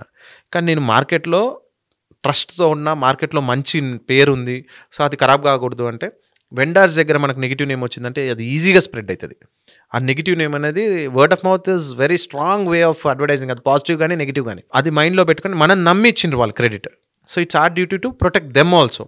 సో ఇమీడియట్గా ఒక ప్రాపర్టీ డిస్పోజ్ చేసేసి వాళ్ళ పేమెంట్స్ అన్ని క్లియర్ ఆఫ్ చేసినాం. ఎంత సార్ అప్పుడు మీ రిస్క్ క్యాపిటల్ ఒకటి ఉంటుంది కదా బేర్ చేసుకునేది? That is good amount, very huge amount. అంటే యావరేజ్ అడుగుతున్నాం మామూలుగా. ఇట్స్ ఇన్ 2 crores దాకా ఉండే అండి. So 2 crores? యా, అదంతా క్లియర్ ఆఫ్ బేర్ చేశారు మీరు? యా, క్లియర్ ఆఫ్ చేసిన. వాళ్ళకు కూడా అంటే చెప్పిన కొంతమంది కొంచెం హోల్డ్ చేస్తూ ఇంత క్లియర్ ఆఫ్ చేస్తా అని చెప్పేసి వాళ్ళకి క్లియర్ ఆఫ్ చేసేసి స్టోర్స్ ఓపెన్ చేసినాం. స్టోర్స్ ఓపెన్ చేసిన తర్వాత ఫస్ట్ వేవ్ మెల్లిగా తగ్గుముఖం బట్టి సెట్ అవుతుంది అనుకున్న టైంలో, అండ్ మోర్ ఓవర్ మాది కోల్డ్ బేవరేజ్ అండి. కోల్డ్ బేవరేజ్ అయ్యేసరికి అప్పట్లో లంగ్ ఇన్వాల్వ్మెంట్ ఇవన్నీ ఉండేవి, సో తాగడానికి ఇబ్బంది పడేవాళ్ళు. సో అప్పటి వరకు నా మైండ్ సెట్లో makers of milk shakes is exclusive milk shake brand అని ప్రమోట్ చేసేవాళ్ళం. సో అప్పుడు మెల్లిగా తర్వాత డిఫరెంట్ ప్రోడక్ట్స్ని ఇంక్లూడ్ చేసి వాటిని ప్రమోట్ చేస్తూ అట్లా మెల్లిమెల్లిగా సర్వైవ్ అవుతూ వచ్చినాం. అండ్ మీరు గమనిస్తే ఫస్ట్ వేవ్ సమ్మర్లోనే వచ్చింది, సెకండ్ వేవ్ సమ్మర్లోనే వచ్చింది, థర్డ్ వేవ్ సమ్మర్లోనే వచ్చింది. So 2020, 21, 22 3 years was worst, but we handled and we made sure that మనం ప్రాఫిటబిలిటీ రాకపోయినా, లాస్ రాకపోతే స్టోర్స్ సర్వైవ్ అవుతాయి. కోవిడ్తో ఎన్ని రోజులు అది ఉంటుందో అన్ని రోజులు పోరాడదాం. మనం నష్టం వస్తుంది అనుకో పోరాడలేము. అసెట్ ఒకటి అమ్మేసి క్లియర్ చేశానని చెప్పేసి అన్నారు కదా. యా, చాలా వీక్ టైం. అప్పుడు ఏ విధంగా అనిపించిందండి అసలు? సో బేసిక్గా నాకేంటి అంటే అండి, ఇందాక నేను మీకు చెప్పినట్టు లాస్లోకి వెళ్తే మాత్రం it is very tough to handle. So profits రాకపోయినా నో లాస్ నో గెయిన్ లాగా ఉన్నా కూడా స్టోర్స్ సర్వైవ్ అవుతాయి అనుకున్నాను. అండ్ నాకు అది ఎక్కడ అడ్వాంటేజ్ అయింది అంటే, నేను ఇనిషియల్ డేస్లో ఎప్పుడైతే స్టోర్స్ పెట్టేటప్పుడు సో రిస్క్ మేనేజ్మెంట్ అన్నాను ఏదైతే చెప్పానో, చాలామంది నా దగ్గరికి స్టోర్స్ పెద్ద రెంటల్ స్టోర్స్ తీసుకొని వస్తారు. సో నేను 1 lakh రెంట్, 1.5 lakh రెంట్ తీసుకుంటాము, మేము పెడతాం, పెద్ద స్టోర్ పెడతామని కూడా వస్తారు. నేను అసలు ఇచ్చేవాడిని కాదు, ఎందుకంటే వాళ్ళు పెద్ద స్టోర్ పెడితే నాకు బ్రాండింగ్ పెద్ద విజిబిలిటీ బాగా వస్తుంది, కాకపోతే ఆ రిస్క్ కూడా అట్లనే ఉంటుంది. సో వాళ్ళకి ప్రాఫిట్ రావడం కోసం ప్రాఫిట్స్ వచ్చే ఛాన్సెస్ తక్కువ అవుతాయి. సో మేజర్ పోర్షన్ అంతా కూడా rent and other fixed expenses మీద వెళ్తాయి. కాబట్టి నేను rental portion, other fixed expenses అన్నింటినీ కూడా కొంచెం తక్కువ ఉండేలాగానే చూసేవాడిని. ఈవెన్ దో మేము ఇన్వెస్ట్ చేస్తామని నా దగ్గరికి వచ్చిన వాళ్ళని కూడా నేను పెట్టించేవాడిని కాదు. లేదు ఆ సైట్ వద్దు, ఇంకా కొంచెం తక్కువ రెంట్ చూసుకొని రండి అని చెప్పి. సో నాకు అది ఏదైతే ఆ స్ట్రాటజీస్ నేనైతే వాడానో అది నాకు కోవిడ్ టైంలో హెల్ప్ఫుల్ అయింది. సో ఎందుకంటే నా ఫిక్స్డ్ ఎక్స్పెన్సెస్ ఎప్పుడైతే తగ్గుతాయో నాకు లాస్ రావడానికి స్కోప్ అనేది తగ్గుతుంది. సో మ్యాక్సిమం ప్రాఫిటబిలిటీ రావడానికే ఉంటుంది. సో నాకు ఆ స్ట్రాటజీ అనేది నో లాస్ నో గెయిన్ కింద కోవిడ్ టైంలో నన్ను ఆపరేట్ చేసేలాగా చేసింది. Very good. మీ బేసిక్ స్ట్రక్చర్ బాగుంది. ఎస్, నాకు ఆ స్టార్టింగ్ నేను ఏదైతే మనము గ్రో కావాలి, మనతో పాటు లెట్ గ్రో అండి. మనము ఎదగాలి, మన చుట్టుపక్కల ఉన్న వాళ్ళు ఎదగాలి, మనం నమ్మిన వాడు ఎదగాలి. సో ఇది నేను స్ట్రాంగ్గా బిలీవ్ చేసే ఫిలాసఫీ. నేర్చుకోవాలి sir. So that help me. And నా ఫ్రాంచైజ్ ఓనర్స్ కూడా ఇన్ దాట్ వే వాళ్ళకి మంచి, నాకు I was there for them. వాళ్ళకి ఏదైనా ఇబ్బంది వస్తే ఐ వాజ్ దేర్. సో ఎప్పుడు కూడా నేను మీ దగ్గర తీసుకున్న జగడ ఫైట్ అనేది ఎప్పుడు జరగల. సో నా దగ్గరికి మా ఫ్రాంచైజ్ ఓనర్స్కి ఏదైనా ఇష్యూ వచ్చింది అనుకోండి, నాకు కాల్ చేయడానికి కొంతమంది ఇబ్బంది పడతారు. సో నేను వాళ్ళకి ఒకటే చెప్తా, బ్రదర్ మీరు నాకు మనీ ఇచ్చిండ్రు, it's your right to call me, ask, అడగండి నన్ను, మీకు ఏదైనా ఇబ్బంది ఉంటే టాక్ టు మీ అని చెప్తా. చెప్పి అరే సార్ ఈ చిన్నదైతే ఏంటండి, you are facing that issue, you are facing that problem, if it is not getting rectified you can call me, question me అంట. అండ్ నెక్స్ట్ ఇంకోటి ఏం చెప్తా, మీరు నా పొజిషన్లో ఉంటే మీకు ఈ ప్రాబ్లమ్కి what would be the solution, ఈ solution is the best solution అని మీరు అనుకుంటే చెప్పండి, అది చెప్పండి అంట. వాళ్ళు ఒక సొల్యూషన్ చెప్తారు. I will try to match that solution so that they are happy. I treat them like my family అండి. So that had help me. నా కోవిడ్లో కూడా మా ఫ్రాంచైజ్ ఓనర్స్ అందరూ మంచి సపోర్ట్ ఇచ్చిండ్రు. ఫైనలీ బై గాడ్స్ గ్రేస్ 2023లో కోవిడ్ రాలేదు, అమ్మయ్యా అనుకున్నాము. ఈసారి కొంచెం మళ్ళీ ఏమైనా వస్తుందా అనుకున్నాము. 2024 సమ్మర్ కూడా మంచిగా బిజినెస్ చేసినాం. మిమ్మల్ని మీరు ఎలా మోటివేట్ చేసుకుని బయటకు వచ్చారు? సో నేను ఇందాక మీకు స్టార్టింగ్లో చెప్పినట్టు, సో ప్రాబ్లం వచ్చింది, నేను ప్రాబ్లమ్ని చూసి ఉరకకూడదు, నేను ప్రాబ్లమ్ని ఫేస్ చేయాల్సిందే. నేను బాధపడినా ఫేస్ చేయాలి, నేను ధైర్యంగా ఉన్నా ఫేస్ చేయాలి. అదేదో బాధపడి ఫేస్ చేస్తే నేను ఇంకా డిమోటివేట్ అవుతా, అదేదో ధైర్యంగా ఫేస్ చేస్తే బెటర్ కదా అనే అప్రోచ్తోనే వెళ్ళిన. ఒక వీడియో క్లిప్ చూపిస్తాను, దాన్ని మీరు ఎలా ఆన్సర్ చేస్తారనేది కూడా. షూర్. మిల్క్ షేక్స్ లైఫ్లో అన్నిటికంటే ఎక్కువగా తీసుకునేది, తాగేది లిటరల్గా ఒక కైండ్ ఆఫ్ మంచి ఫీలింగ్ ఇస్తుంది మిల్క్ షేక్స్. కానీ ఇవన్నీ కూడా రెగ్యులర్గా అలవాటు చేసుకున్న నాకు 70 kg నుంచి దాదాపు నా డైలీ కైండ్ ఆఫ్ లైఫ్లో చూసుకుంటే కనీసం వారంలో 2 సార్లు మిల్క్ షేక్స్ తాగాక 1 year తర్వాత తెలిసింది ఏంటంటే 70 kgs ఉన్నవాడిని నేను 90 kgs అబవ్ వెళ్ళిపోయా. సో దీనివల్ల బాగా ఇన్కన్వీనియన్సెస్ క్రియేట్ అయ్యాయి, టెస్ట్లన్నీ చేయించాల్సి వచ్చింది. అందులో తేలింది ఏంటంటే బాడీలో నాకు హై సాచురేటెడ్ ఫ్యాట్ కంటెంట్ ఉండడం వల్ల ఆ మిల్క్ షేక్లో చాలా బ్యాడ్ కొలెస్ట్రాల్ అనేది పెరిగింది. దాంతోపాటే లాక్టోస్ ఇంటాలరెన్స్ కూడా పెరిగింది. అది నాకు తెలియకుండానే అది జరగడం విశేషం యాక్చువల్గా, ఎందుకంటే డాక్టర్ హెల్త్ న్యూట్రిషనిస్ట్ వారు చెప్పినంత వరకు ఆ విషయం నాకు తెలియలేదు. And high fructose corn syrup కూడా ఉంటుందని చెప్పారు ఇందులో. సో ఇది మిల్క్ షేక్ నిజంగా చెప్పాలి అంటే ఇందులో నాతో పాటు నా పిల్లలు కూడా దీనికి అలవాటు పడ్డారు. ఎందుకంటే చైల్డ్హుడ్ ఒబేసిటీ కూడా ఈ హై క్యాలరీ డ్రింక్ వల్ల జనరల్గా ఇలాంటి ప్రాబ్లమ్స్ వస్తాయి అని చెప్పేసి కూడా చెప్పారు. అండ్ ఇక్కడ జనరల్గా చూసుకుంటే నాకు ఒక కంప్లైంట్ ఏంటంటే ఒక హై కాస్ట్తో కూడిన మిల్క్ షేక్ ఇది. ఎందుకంటే definitely it is not pocket friendly అండి, it's not budget friendly. So అది చాలా ఇంపార్టెంట్ విషయం నేను చెప్పాలనుకుంటున్నాను. దీంతో పాటే ఫ్యాట్ అండ్ ఫ్లేవర్ ఉండడం వల్ల ఏంటంటే నాకు ఆ క్రేవింగ్స్ అనేది నాది మోస్ట్ ఇంట్రెస్టింగ్ ఫ్లేవర్ కాబట్టి ఆ క్రేవింగ్స్ అనేది చాలా పెరగడం జరిగింది. దీనివల్ల నేను ముఖ్యంగా చూసుకుంటే ఏంటంటే సైకలాజికల్గా నేను బాగా అడిక్ట్ అయినట్టున్నాను. సో అది నా పర్సనల్ ఫీలింగ్ నాకు కనిపించింది. ఎందుకంటే వితౌట్ మిల్క్ షేక్స్ నేను అసలు ఉండలేకపోతున్నాను, కనీసం వారంలో 2 సార్లు అయితే తాగాల్సిందే అనేసి. సో ఇక్కడ చూసుకుంటే ముఖ్యంగా డాక్టర్స్ ఏమన్నారంటే హెల్త్ న్యూట్రిషనిస్ట్, మీరు కన్జ్యూమ్ చేస్తుంది మిల్క్ షేక్ రూపంలో స్వీట్ పాయిజన్ అండి. ఎందుకంటే this contains sugary and high fat foods ఉంటాయి ఇవన్నీ కూడా. సో జాగ్రత్తగా కన్జ్యూమ్ చేయండి, ఒక లిమిట్లో కన్జ్యూమ్ చేయండి అని చెప్పారు. ఈరోజు మీతో షేర్ చేసుకుందాం అనుకున్నాను. Thank you. సో జనరల్గా నేను ఇది రీసెర్చ్ చేసుకుంటూ వెళ్ళిపోతూ ఉంటే మీ దానికి సంబంధించి అన్ని పాజిటివ్ ఫీడ్బ్యాక్సే వచ్చాయి నాకు. ఫైన్ అనుకున్నాను. అయితే ఆయన మాట్లాడింది కూడా ఎవరో కాదు, మాకు రెగ్యులర్గా వీడియోస్ ఇచ్చేటువంటి గెస్ట్ ఆయన. దానికి ఏం ఆన్సర్ చేస్తారు? బేసిక్గా నేను యాజ్ అ కంపెనీ ఓనర్ నేను ప్రతిరోజు 1 or 2 మిల్క్ షేక్స్ తాగుతా. సార్ ఇందాక వీడియోలో చెప్పినట్టు 2 మిల్క్ షేక్స్ ఎ వీక్ అన్నారు. నేను ఎవ్రీ డే 1 or 2 తాగుతా. సో హౌ ఆమ్ ఐ అనేది మీరు చూస్తున్నారు మీ కళ్ళ ముందు, నేను live example. And next whatever my test results are everything is fine. And next నేను మా మేఘజోమ్ మిల్క్ షేక్ స్టార్ట్ చేసినప్పుడు ఇందాక నేను మీకు చెప్పినట్టు we use a neutral base of ice cream. So sir మాది తాగుతూ మరి వేరేవి ఏమైనా తాగుతున్నారా, అంటే వేరే బ్రాండ్ ఏమైనా ఉన్నాయా తెలియదు నాకు. సో మా ప్రోడక్ట్ అయితే ఫ్యాట్ కంటెంట్ అనేది చాలా లో ఉంటుందండి. అండ్ నెక్స్ట్ షుగర్ కంటెంట్ కూడా చాలా తక్కువ ఉంటుంది. స్వీట్నెస్ మాత్రం చాలా ఎక్కువ. అదే చెప్తున్నా. ఇప్పుడు నేను మీకు ఒకటి చెప్తాను. ఏంటి అంటే మేము వాడేది ice cream, milk and flavour. ఇప్పుడు లెట్స్ సే మీరు కిట్ క్యాట్ అన్నారు, నేను కిట్ క్యాటే వేసి చేస్తాను, నేను దాంట్లో ఇంకేం వేయను. ఓరియో అంటే ఓరియోనే వేసి చేస్తా. సో ఇప్పుడు మీకు కిట్ క్యాట్ తినాలనిపిస్తే మీరు మిల్క్ షేక్ తాగకపోయినా కిట్ క్యాట్ తింటారు. సో మీకు దాంట్లో నుంచి వచ్చే షుగర్స్ మీకు వస్తాయి. అవి రాకుండా అయితే మనం ఆబ్వియస్గా అండి, sugars is not good for health, is every one knows. కాకపోతే we cannot avoid that because that is a craving. Like స్వీట్స్ని కానీ దేన్ని కూడా మనం ఎవ్రీడే తాగే coffee, tea, milk, whatever it is, we add sugar and have. Without that తాగడం అనేది చాలా తక్కువ మంది తాగుతారు, hardly 1 or 2% of entire population ఏమో. సో షుగర్స్ నేను బెస్ట్ వావ్ అని చెప్పను. కాకపోతే మేము కంపారిటివ్లీ వేరే ప్రోడక్ట్స్తో కంపేర్ చేస్తే, వేరే మార్కెట్లో ఉన్న వేరే బ్రాండ్స్తో కంపేర్ చేస్తే మా ప్రోడక్ట్ బెటర్ అంట. ఎందుకు అంటే we use less sugar content, less fat content and make our shakes. And మాకు కొంతమంది కస్టమర్స్ ఎలా ఉన్నారు అంటే జనరల్గా 2 shakes ఎట్ ఏ టైం తాగే వాళ్ళు కూడా ఉన్నారు జనరల్గా. ఎందుకంటే ఒక్కొక్క milk shake 1/2 liter of ice cream వెళ్తుందండి. సో కొన్ని బ్రాండ్స్ తెలియక మిల్క్ షేక్ అంటే వీడు ఐస్ క్రీమ్ వేస్తున్నాడు, మిల్క్ వేస్తున్నాడు, ఏముందిలే అనేసి అనుకుంటారు కదా.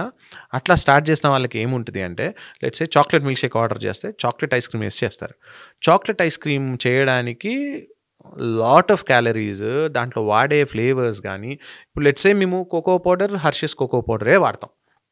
కాకపోతే ఒక చాక్లెట్ ఐస్ క్రీమ్ చేయాలని ఐస్ క్రీమ్ని హర్షెస్ పౌడర్తో చేయడం అనేది చాలా ఎక్స్పెన్సివ్ అయిపోతుంది. సో వాళ్ళు డిఫరెంట్ మార్కెట్లో దొరికే కాంపోనెంట్స్ వాడి చేస్తారు. సో వాటి వల్ల ఇలాంటి ప్రాబ్లమ్స్ వస్తాయి, డెఫినెట్గా వస్తాయి. సో తెలియని అన్రిసర్చ్డ్గా ఎవరైతే ఇంప్లిమెంట్ చేసి మనకు కాస్ట్ తక్కువకి వస్తుంది కదా అని వెళ్ళి తీసుకున్న ప్రోడక్ట్స్ ఏవైతే ఉంటాయో, ఇప్పుడు కొత్త ట్రెండ్ ఏంటి అంటే గ్లాస్ తిప్పుతున్నా నాకు మిల్క్ షేక్ పడట్లేదు, దిస్ ఇస్ ద ఛాలెంజ్, చూడండి యూట్యూబ్ బ్లాగర్స్, ఇన్స్టాగ్రామ్ బ్లాగర్స్ అందరు ఇట్లా అని చెప్పి చూపిస్తున్నారు. అది ఎందుకు గ్లాస్కి స్టిక్ అవుతుంది? మాది గట్టిగా ఉంటుంది కాకపోతే నేను ఇట్లా తిప్పితే పడుతుంది. సో గ్లాస్ నుంచి పడకుండాంత ఫ్యాట్ కంటెంట్ అందులో ఉందండి, lot of fat in it which is not good. So అవి చూసుకొని తీసుకోవాలి. అండ్ అలా అని చెప్పి నేను నా తాగితే మీకు హెల్త్ ఖతర్నాక్ ఉంటుంది, మీరు సూపర్ సాలిడ్గా ఉంటారని నేను చెప్పను. డెఫినెట్గా మీరు ఒక స్వీట్ తింటే ఎంతైతే హామ్ ఉందో అంతే హామ్ ఉంది తప్ప మీకు అంతకు మించి అయితే పెద్ద ప్రాబ్లము లేదు. ఎందుకంటే దానికి లైవ్ ఎగ్జాంపులే నేను.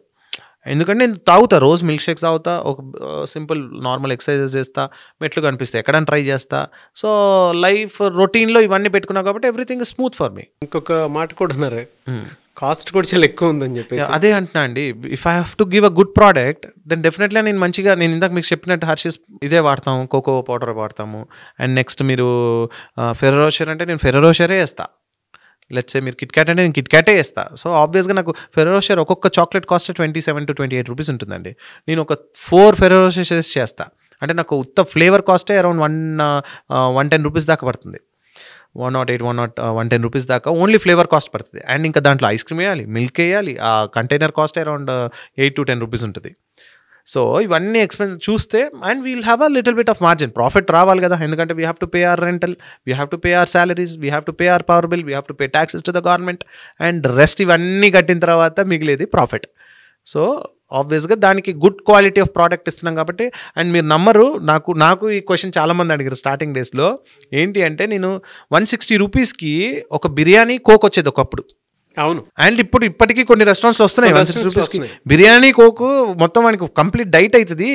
అంత బడ్జెట్ అంత కాస్ట్ పెట్టి ఎందుకు తాగుతారు రా మిల్క్ షేక్ అని? It's a dessert and we're giving it our good quality of product. నేను రోజు అంటే కొంతమంది తాగే వాళ్ళు కూడా ఉన్నారు. మీరు నా నంబర్ అసలు ఇందాక సార్ చెప్పినట్టు డాక్టర్ చెప్పారన్నారు కదా, నాకు ఒక డాక్టర్ కస్టమర్ ఉన్నాడు. ఆ డాక్టర్ ఒకరుగా చాలామంది ఉన్నారు. నాకు తెలిసిన స్టోరీ ఏంటి అంటే ఆ సార్ అంట సర్జరీకి వెళ్ళే ప్రతిసారి మా మిల్క్ షేక్ తాగిన తర్వాత సర్జరీ స్టార్ట్ చేస్తారట. ఎందుకంటే it's like a stress buster for him. అంటే మంచి క్లియర్ అప్రోచ్లో సర్జరీకి వెళ్తాడు. అండ్ ఇంకా చాలా స్టోరీస్ ఉన్నాయి. చాలామంది ఎగ్జామ్స్ రాసేటప్పుడు మా మిల్క్ షేక్ తాగెళ్తే వాళ్ళకి మంచి కాన్సన్ట్రేషన్ లెవెల్స్ పెరిగి మంచిగా ఎగ్జామ్స్ రాసి మంచి అంటే ఆ సెంటిమెంట్ బిల్డ్ అయింది బ్రాండ్కి. అండ్ నాకు డాక్టర్స్ కస్టమర్స్ కూడా చాలామంది ఉన్నారు. అండ్ డెఫినెట్గా ఏదైనా ఎక్కువ తీసుకుంటే మాత్రం it's not good for health. So ఈ సెట్ ఆఫ్ కస్టమర్స్ కోసం నెక్స్ట్ ఫ్యూచరిస్టిక్ అండ్ నేను అదే చెప్తున్నా, ఐఎమ్ నాట్ సేయింగ్ దట్ నాది తోపు అని నేను అనట్లా. చిన్న షుగర్స్ తీసుకుంటే ఎంత డ్యామేజ్ అవుతుందో అంతే ఉంది నా దాంట్లో, పెద్ద లేదు. అండ్ కంపారిటివ్లీ వేరే వాటితో కంపేర్ చేస్తే నాది చాలా బెటర్ ప్రోడక్ట్ అంటున్నా నేను. అండ్ నెక్స్ట్ మేము ఇప్పుడు కొత్త ప్రోడక్ట్తో వచ్చామండి, ఐస్ పాప్స్ అని. జనరల్గా మనం కోకోనట్ వాటర్ తాగాలి అంటే ఇబ్బంది పడతాం, ఏం పోతాంలే అనుకుంటాం. కోకోనట్ వాటర్ రెడీగా ఉంటే నార్మల్ కోకోనట్ వాటర్ ఉన్నది అనుకుని కోకోనట్ వాటర్ తాగడానికి ప్రిఫర్ చేస్తాం. అండ్ ఫ్రూట్ కూడా చాలామంది పిల్లలు ఈ మధ్య ఫ్రూట్ తినడానికి కూడా ఇష్టపడట్లేరు. సో మేము ఇప్పుడు కొత్త ప్రోడక్ట్ తీసుకొచ్చినాం. అదేంటి అంటే మనం పెప్సీలు అని చెప్పి చిన్నప్పుడు మనం తింటుండే కదా, ఆ పెప్సీలని మేము కోకోనట్ వాటర్ అండ్ రియల్ ఫ్రూట్తోని ఈ ప్రోడక్ట్ తయారు చేసినాం. ఇది ఎందుకు చేసినా అంటే నేను మా అబ్బాయిని తీసుకొని ఒక ఎక్స్పోకి పోయినా. ఎక్స్పోకి పోతే వాడు అక్కడ ఒక బ్రాండ్లో ఇది తిందాము అన్నాడు. నాకు కూడా తినాలి అనిపించింది. అరే చాలా రోజులు ఏం తిన్నాను, చలో తీసుకోరా అన్న. వాడు ఒకటి తిన్నాడు, నేను ఒకటి తీసుకున్న తర్వాత ఆ ప్రోడక్ట్ తిన్నాక అబ్బా ఇంత చండాలంగా ఉంది ఇంద్రా బాబు అనిపించింది. And they promoted it as 100% natural అంటాడు. న్యాచురల్ ఎక్కడ రా బాబు, ఎందుకంటే నాకు దాని మీద నాలెడ్జ్ ఉంది. నాకు అసలు వాట్ ఈస్ వాట్ అనేది నాలెడ్జ్ ఉంది కదా, ఐ మీన్ దిస్ ఇండస్ట్రీ. అసలు కాదు, అసలు అది it's not a good product. And నా పిల్లలకి అది ఏం తెలుస్తుంది what is natural what is what అని. సో దెన్ ఐ థాట్ లేదు, I have to come up with ఎందుకంటే నాకు భయం వేసింది అప్పుడు ఫస్ట్ టైం. సో ఒక మంచి ప్రోడక్ట్ నేను తీసుకురావాలి అనుకున్నా. సో దాని తర్వాత డెవలప్ చేసిన ప్రోడక్ట్ ఇప్పుడు ఈ ఐస్ పాప్స్. సో ఒక కోకోనట్ వాటర్, ఒక రియల్ ఫ్రూట్ తిన్నంత గుడ్నెస్ ఆ పర్టికులర్ ప్రోడక్ట్లో నాట్ ఈవెన్ వాటర్ యాడ్ చేయకుండా చేసినాం అవి. సో కొన్ని ఎథికల్గా అయితే చేస్తున్నామండి. సో అలా అని చెప్పేసి కంప్లీట్ షుగర్స్ తీసేసి అయితే నేను చేయట్లా. అట్లా చేస్తే ఎవరు తాగరు అండ్ సేల్స్ ఉండవు.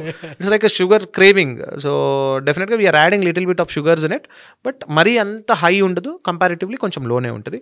ఇంకా బెటర్మెంట్ ఇలాంటివి చెప్తున్నారు కాబట్టి as society is leading towards healthy life style and all this things, ఇంకా బెటర్మెంట్ కోసం ఇంకేమేమి చేయొచ్చో I take this as input and definitely I try to come up with ఇంకా బెటర్గా మేకర్స్ మిల్క్ షేక్ ప్రోడక్ట్ని డిజైన్ చేయడానికి ట్రై చేస్తాను. It is a good product and definitely I tweak little bit to make it more healthy.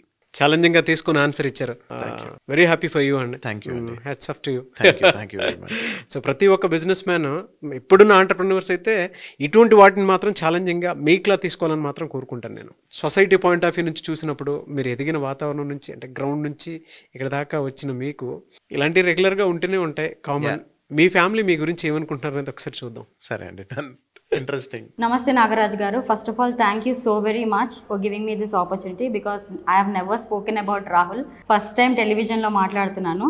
So Rahul గురించి చెప్పాలి అంటే సినిమాలలో చూపించినట్టు 10 సంవత్సరాల క్రితం 5 సంవత్సరాల క్రితం లాగా మాది 7 సంవత్సరాల క్రితం. Very nice person. First starting it was very difficult for us because we came from a different families. Then later on the way he nurtured himself was like amazing.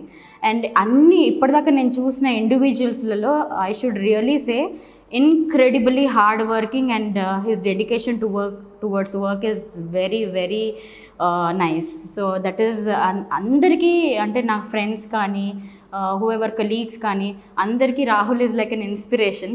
So నాకు కూడా he is like an inspiration. Business ఒక side, family ఒక side లాగా ఎప్పుడు Rahul treat చేయలేదు. That's a very plus point for him. I'm very very proud that I'm your partner in this journey. I need to tell you that you are a true inspiration for me also. But the way he nurtured మా రే and he 6-year-old son. So వాడు పుట్టినాక how life change was like amazing. Coming to మా ఇద్దరి relation అనుకుంటే we are like 2 lions in one den. No, obviously 2 lions can't stay in one den. And we are like equal poles. North pole unte obviously they'll repel, right? The same way we were. Once Rayan came into our life, it was a transformation experience for us. Voracious sleeper. Enta padukuntadante oka 5 minutes time dorikina kuda he'll sleep off. Then I don't see a response from him. ఏమైంది hello Rahul అన్నా కూడా he'll be గుర్రగా sleep చేస్తూనే ఉంటాడు. That's how అంత voracious sleeper. He loves sleeping a lot. 5 minutes దొరికినా is dozed off. Madam ఎక్కడా కూడా చూడండి, ఒక్క మాట కూడా మాట్లాడకుండా ఒక ట్రాన్స్ఫార్మింగ్ జర్నీ గురించి మాట్లాడుకుంటాం. అంటే మేమిద్దరం డిఫరెంట్ ఫ్యామిలీ బ్యాక్గ్రౌండ్ నుంచి వచ్చాము, అయినా సరే ఆ డిఫికల్టీస్ అన్నీ ఆ 7 yearsలోనే క్లియర్ చేసుకున్నాము. సో మా అబ్బాయి వచ్చిన తర్వాత అసలు టైం అంతా అదే అయిపోయింది. బట్ ఒక్కొక్కటి మాత్రం చెప్పారు, గుర్రమని పడుకుంటుంటారు. ఎలా ఈ బ్యాలెన్స్ ఏ విధంగా చేస్తారు మీరు? సో నిద్ర దగ్గరికి వస్తాయండి. నేను లండన్లో లాస్ట్ 6 months ఇండియాకి రావాలనుకున్నప్పుడు నాకు ఆ 6 monthsలో నేను డిఫరెంట్ ఆడ్ జాబ్స్ చేసేది. 6 నెలల్లో నేను ఎంత సంపాదించుకుంటే నాకు అది టైం, ఆ టైంలో నేను సంపాదించాలి. ఆ మనీ నాకు ఇక్కడికి తీసుకొచ్చి ఇన్వెస్ట్ చేసుకోవాలి. సో ఈవెన్ దో ఇంట్లో వాళ్ళు ఇస్తా అన్నప్పటికి కూడా నేను అక్కడ సంపాదించిన డబ్బుతో ఇక్కడ స్టార్ట్ చేయాలి, was my task. And next అప్పుడు ఏం చేసేది అంటే morning night two different jobs చేసేది. హార్డ్లీ ఒక లాస్ట్ 6 months అయితే ఒక మనకు రెక్లైనర్ జాబ్, అది రెక్లైనర్స్ కూడా కాదు, నేను రిసెప్షనిస్ట్ జాబ్ చేసేది హోటల్లో. ఆ 6 months బెడ్ మీద పడుకోలేదండి, ఆ రిసెప్షనిస్ట్ చైర్లోనే కూర్చునేది, నైట్ షిఫ్ట్ చేసేది. హోటల్లో ఒక 40 bedded హోటల్ రూమ్స్ ఉండేవి. సో గెస్ట్లు డిఫరెంట్ టైమ్స్లో వాళ్ళు వచ్చి చెక్ ఇన్ చేస్తూ ఉంటారు, ఆ టైంలో లేవాలి. మళ్ళీ కొంతమంది గెస్ట్లు బయటకు వెళ్తుంటారు, మళ్ళీ అలర్ట్గా ఉండాలా. I have to make sure that everything is going smooth. So నేను నిద్రపోతే నన్ను అక్కడి నుంచి తీసేస్తారు. సో నాకు మార్నింగ్ అంతా వేరే జాబ్ చేసుకొని వచ్చేవాడిని. కాకపోతే ఇక్కడ నేను ఫ్రెష్ మైండ్తో ఫ్రెష్గా ఉండాలి, లేదంటే నాకు ఆ జాబ్ పోతుంది. So it was very tough. కాకపోతే అప్పుడు ఆ చైర్ మీద హార్డ్లీ ఆ చైర్ మీద అంటే లాస్ట్ 6 months ఆ చైర్ మీదే పడుకునేది. పడుకోవడం కూడా ఒక 3 hours పడుకుంటే గ్రేట్ అండి. సో అట్లా నిద్రకి బాగా దాని ఇంపార్టెన్స్ తెలుసు. తర్వాత నేను ఇక్కడికి వచ్చి బిజినెస్ స్టార్ట్ చేసిన తర్వాత sleep is good for health. So నాకు డిఫరెంట్ హెడేక్స్ తిరుగుతుంటాయి, డిఫరెంట్ క్వశ్చన్స్, అసలు ఏం చేయాలా అలా. అంటే ఇప్పుడు ఒక షాప్ ఉన్నోడికి ఒకటే ప్రాబ్లం, నేను ఇప్పుడు వాళ్ళకి వదిలేసినా అంటే నాకు స్ట్రెస్ ఉండదు. నేను ఇప్పుడు వాళ్ళకి ఇచ్చినా అంటే వాళ్ళకి అక్కడ జరిగే ప్రతి ప్రాబ్లం నా ప్రాబ్లం కింద నేను ఫీల్ అవ్వాలా. So I have to take lot of pain and I have to come out with the solution for all those problems. Thought pain. So ఇప్పుడు నాకు ఒక ఫోన్ కాల్ మాట్లాడినా అంటే నాకు దానికి I have to come up with the answer for that particular thing. I have to solve that problem. This is what I always think. So బాగా పని అంటే స్ట్రెస్ అన్నాను నేను, I don't take it a stress. So this is what is there in my mind. So నాకు కొంచెం leisure time దొరికింది అనుకోండి, what I prefer is sleep. ఆ లీజర్ టైంలో పడుకున్నాము అంటే మళ్ళీ లేచిన తర్వాత ఫ్రెష్ మైండ్ ఉంటుంది. అట్లీస్ట్ ఒక 5-10 minutes పవర్ నాప్ ఇచ్చినా కూడా that gives a different energy, fresh thought, fresh approach towards issues is what I think. So అందుకు కొంచెం టైం దొరికినప్పుడు I will take deep sleep. And ఎందుకంటే లేట్ నైట్స్ ఉంటుంది నాది. హార్డ్లీ ఎన్ని అవర్స్ పడుకుంటారు రెగ్యులర్గా? నేను పక్కా 6 to 7 hours అయితే 100% పడుకుంటా అండి. ఏమైనా కానీ 6 to 7 hours 100% పడుకుంటా. లేట్ అయింది అనుకోండి. అండ్ ఇంకోటి దీంట్లో ఏంటి అంటే మా వైఫ్కి పెద్ద ప్రాబ్లం ఏంటి అంటే పాపం నా వైఫ్ నా సన్ మార్నింగ్ 7:30 కల్లా ఇంట్లో నుంచి వెళ్ళిపోతారు. తను డ్యూటీకి వెళ్తుంది, మా వాడు స్కూల్కి వెళ్తాడు, డాక్టర్ కాబట్టి. మళ్ళీ వీళ్ళు ఎప్పుడు వస్తారు? 3:30 వరకు వీళ్ళు ఇంటికి వచ్చేస్తారు. నా డే స్టార్ట్ అయ్యేది 10-11 అట్లా స్టార్ట్ అవుతుంది. స్టార్ట్ అయ్యి నైట్ 1-2 వరకు ఎండ్ అవుతుంది. నేను వచ్చేసరికి వాళ్ళు పడుకుంటారు, నేను లేచేసరికి వాళ్ళు వెళ్ళిపోతారు. సో టైం ఇవ్వలేకుండా ఉండేవాడిని. నా వైఫ్ కానీ నా సన్ కూడా నానా యూఆర్ నాట్ గివింగ్ టైం అనే కంప్లైంట్ వచ్చింది. సో ఇమ్మీడియట్గా నేను లేదు, this is wrong, I shouldn't do it, I should rectify this problem అనుకున్నా. సో నేను ఎంత లేట్గా వచ్చినా పక్కా ఎట్ ఎనీ కాస్ట్ 6 o'clock నేను లేవాల్సిందే. లేచి నేను 6 to 7 నా కొడుకుతో స్పెండ్ చేయాల్సిందే. రోజు 6 to 7 అంతా క్రికెట్ ఆడతా. Good, we have a good time. So నా వైఫ్తో కూడా ఏదన్నా డిస్కస్ చేస్తాం. That is how I try to rectify that. So and అప్పుడు నాకేమైంది తెలియకుండానే నేను 2 o'clock పడుకునేది కాస్త 1కి వచ్చింది, 12కి వచ్చింది, ఇప్పుడు 11 కాగానే నిద్ర వచ్చేస్తుంది. సో ఆటోమేటిక్గా నేను ఇంటికి వెళ్ళిపోతున్నాను. 11 లోపలనే వర్క్స్ అన్నీ అయిపోవాలి, నేను ఇంటికి వెళ్ళిపోవాలి. సో కొంచెం చిన్న కరెక్షన్స్ ఉన్నాయి. ఎందుకంటే this is the age. What I feel is మన ఏజ్ ఒక 45-50 years వచ్చే వరకు, 50 కూడా కొంచెం కష్టమే, 45 years వరకు మనం ఎంత కష్టపడ్డా కూడా బాడీ తీసుకుంటుందండి. దాని తర్వాత మనం కష్టపడ్డా కూడా బాడీ తీసుకోకపోవచ్చు. సో ఫిజికల్ హెల్త్ కానీ అంటే నాకు ఇంకొక 45 years వచ్చే వరకే నా టైం. తర్వాత నేను కొంచెం రిలాక్స్ మోడ్లోకి వెళ్ళాలి. ఎంత కష్టపడాలి అన్నా కూడా ఆ ఏజ్ లోపలనే కష్టపడాలి. నేను ఎంత టైం అంటే వర్క్ అంత టైం ఇవ్వాల్సిందే. So that is what I feel. నాకు అది ఎప్పుడు ఈ ప్రాసెస్లో మేడంకి ఏం చెప్తారు అంటే తను దే కంప్లైంట్ ఆబ్వియస్గా ఫ్యామిలీలో she's saying proud and all this. Yes she's I'm happy by seeing that video. But what happens is ఫ్యామిలీకి టైం ఇవ్వాలి. నాకు వర్కా ఎంటర్టైన్మెంటా అంటే నేను వర్కే అంట. So entertainment is secondary and family time ఇవ్వాలి. సో ఒక ఆంటర్ప్రినర్ జర్నీలో that is thing which we miss. బేసిక్గా ఒక జాబ్ చేస్తే మార్నింగ్ వెళ్ళి ఈవినింగ్ వచ్చేస్తారు ఈజ్ వాట్ ఈస్ దేర్. మన చేతిలో టైం ఉండదండి. ఇప్పుడు నాకు ఇప్పుడు నైట్ 12 o'clock ఏదన్నా ఎవరైనా నాకు లెట్స్ మీట్, నాకు రేపు I have some other things to do అది ఇదంటే ఐ హ్యావ్ టు గో. ఇప్పుడు ఒక స్టోర్లో ఇష్యూ ఉంది, నాకు 1 o'clock కాల్ వచ్చింది, I'll go. So I have to react is what I feel. So and నా ఫోన్ నెంబరే నా మెన్యూ కార్డ్స్ మీద కూడా ఉంటుంది, వెబ్సైట్లో నా నెంబరే ఉంటుంది. I use that only number. So నాకు కాల్స్ వస్తుంటాయి and I have to answer is what I feel. కస్టమర్కి ఫీడ్బ్యాక్ కానీ లేదు ఫ్రాంచైజ్ ఓనర్స్ కాల్ చేసినా కూడా I have to respond is what I feel అనమాట. సో అంతా కూడా ఇవ్వద్దు బిజినెస్కి is what my family complaints. But so ఇలాంటి చిన్న చిన్న ఆర్గ్యుమెంట్స్ స్టార్టింగ్లో కొంచెం ఎక్కువ ఉండేవి. But yeah slowly she try to understand me, I try to understand her and both అవన్నీ జెల్ చేసుకుంటూ కొంచెం we're okay sorting out everything. వాళ్ళకి అలా అలవాటు అయిపోయింది. మీరు రిసెప్షనిస్ట్గా చేసేటప్పుడు ఎంత శాలరీ మీదే? ఇక్కడ లండన్లో కదండి, మాకు అవర్లీ ఒక 7 pounds ఇచ్చేవాళ్ళు అప్పట్లో. ఓకే. డేకి ఒక 70 pounds. అప్పుడు పౌండ్ 100 rupees ఉండే. జనరల్గా మీ ప్రోడక్ట్ ప్రీమియం ప్రోడక్ట్, బ్రాండింగ్ చేసుకోవాలనుకున్నా, మార్కెటింగ్ చేసుకోవాలనుకున్నా ఒక స్ట్రాటజీ అయితే డెఫినెట్గా వాడాల్సినటువంటి అవసరం ఉంటుంది. ఎలా చేసుకున్నారు మీరు అదే? బేసిక్గా మాకు ఇనిషియల్ డేస్లో ఏముండేది అంటే అప్పట్లో ఒక మీడియా ఛానల్ ఉండేది, వాళ్ళు మల్టిపుల్ మీడియా ఛానల్స్. మాకు అప్రోచ్ ఎట్లా ఉండేదంటే వాళ్ళు మీ వెన్యూ వాడుకుంటాము, లెట్స్ సే ఒక కొత్త మూవీ రిలీజ్ అవుతుంది, అను, ఇమాన్యుయల్ అట్లా మల్టిపుల్ స్టార్స్ వీళ్ళు వచ్చేవాళ్ళు.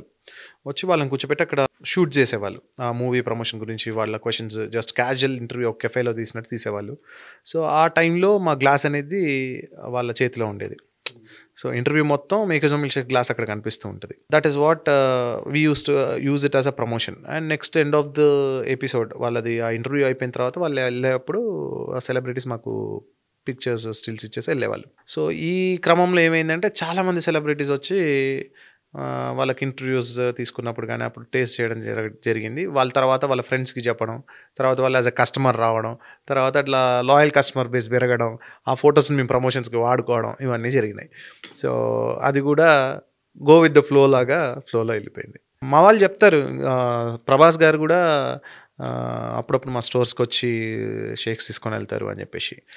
అండ్ చాలామంది సెలబ్రిటీ పిల్లలు, name any film star maximum మా ప్రోడక్ట్ తీసుకొని వెళ్తారు. సో తీసుకున్న వాళ్ళు ఇప్పుడు మరి ఎంతమంది ఉన్నారు, వాళ్ళు పెద్దోళ్ళు అయిపోయి ఉంటారు, పెద్ద పిల్లలు అయి ఉంటారు. అప్పట్లో బ్రాండ్ స్టార్ట్ చేసిన కొత్తలో that was a big thing for us. So online side transformation of business ఎట్లా అయింది అంటే 7 to 8 years back online business కొత్త. నాకు అసలు ఆన్లైన్లో మిల్క్ షేక్స్ అమ్మొచ్చు, అసలు ఫుడ్ ప్రోడక్ట్ అమ్ముతున్నారు అనేది పెద్ద good new thing to us. So అప్పుడు స్విగ్గీ వాళ్ళు they entered in to the Hyderabad market. First బెంగళూరులో చేసిండ్రు, తర్వాత హైదరాబాద్లో ఇదేదో ఫుడ్ డెలివరీ యాప్ వస్తుందంట అని చెప్పిండ్రు. అప్పుడు వాళ్ళది ఆఫీస్ వచ్చి మా మాదాపూర్ స్టోర్ దగ్గరలోనే ఉండేది ఫస్ట్ ఆఫీస్ స్విగ్గీది. సో వాళ్ళ మేనేజర్స్ అందరూ మా దగ్గర రెగ్యులర్గా వచ్చి మిల్క్ షేక్స్ తాగేవాళ్ళు. సో అట్లా నాకు వాళ్ళతో కనెక్ట్ పెరిగింది. అండ్ వాళ్ళు ఇట్లా సో అండ్ సో ప్రోడక్ట్ వస్తుంది సార్, ఇట్లా పెడుతున్నాము మేము అంటే, అప్పుడు first 5 brands to type with స్విగ్గీలో మేము we're there among first 5 brands. So మాకు ఈజీ అయింది, అంటే నాకు అది తెలియకుండానే మేము సైన్ చేసినాము. అప్పుడు ఇంత పెద్దగా ఆన్లైన్ బిజినెస్ గ్రో అయిద్దని అసలు అసెస్ చేయలేదండి. Swiggy, Zomato, it's they are killing it. Like you know ఇప్పుడు మాకు స్టోర్స్లో 50% of the business online business ఉంటుంది. 50%? యా.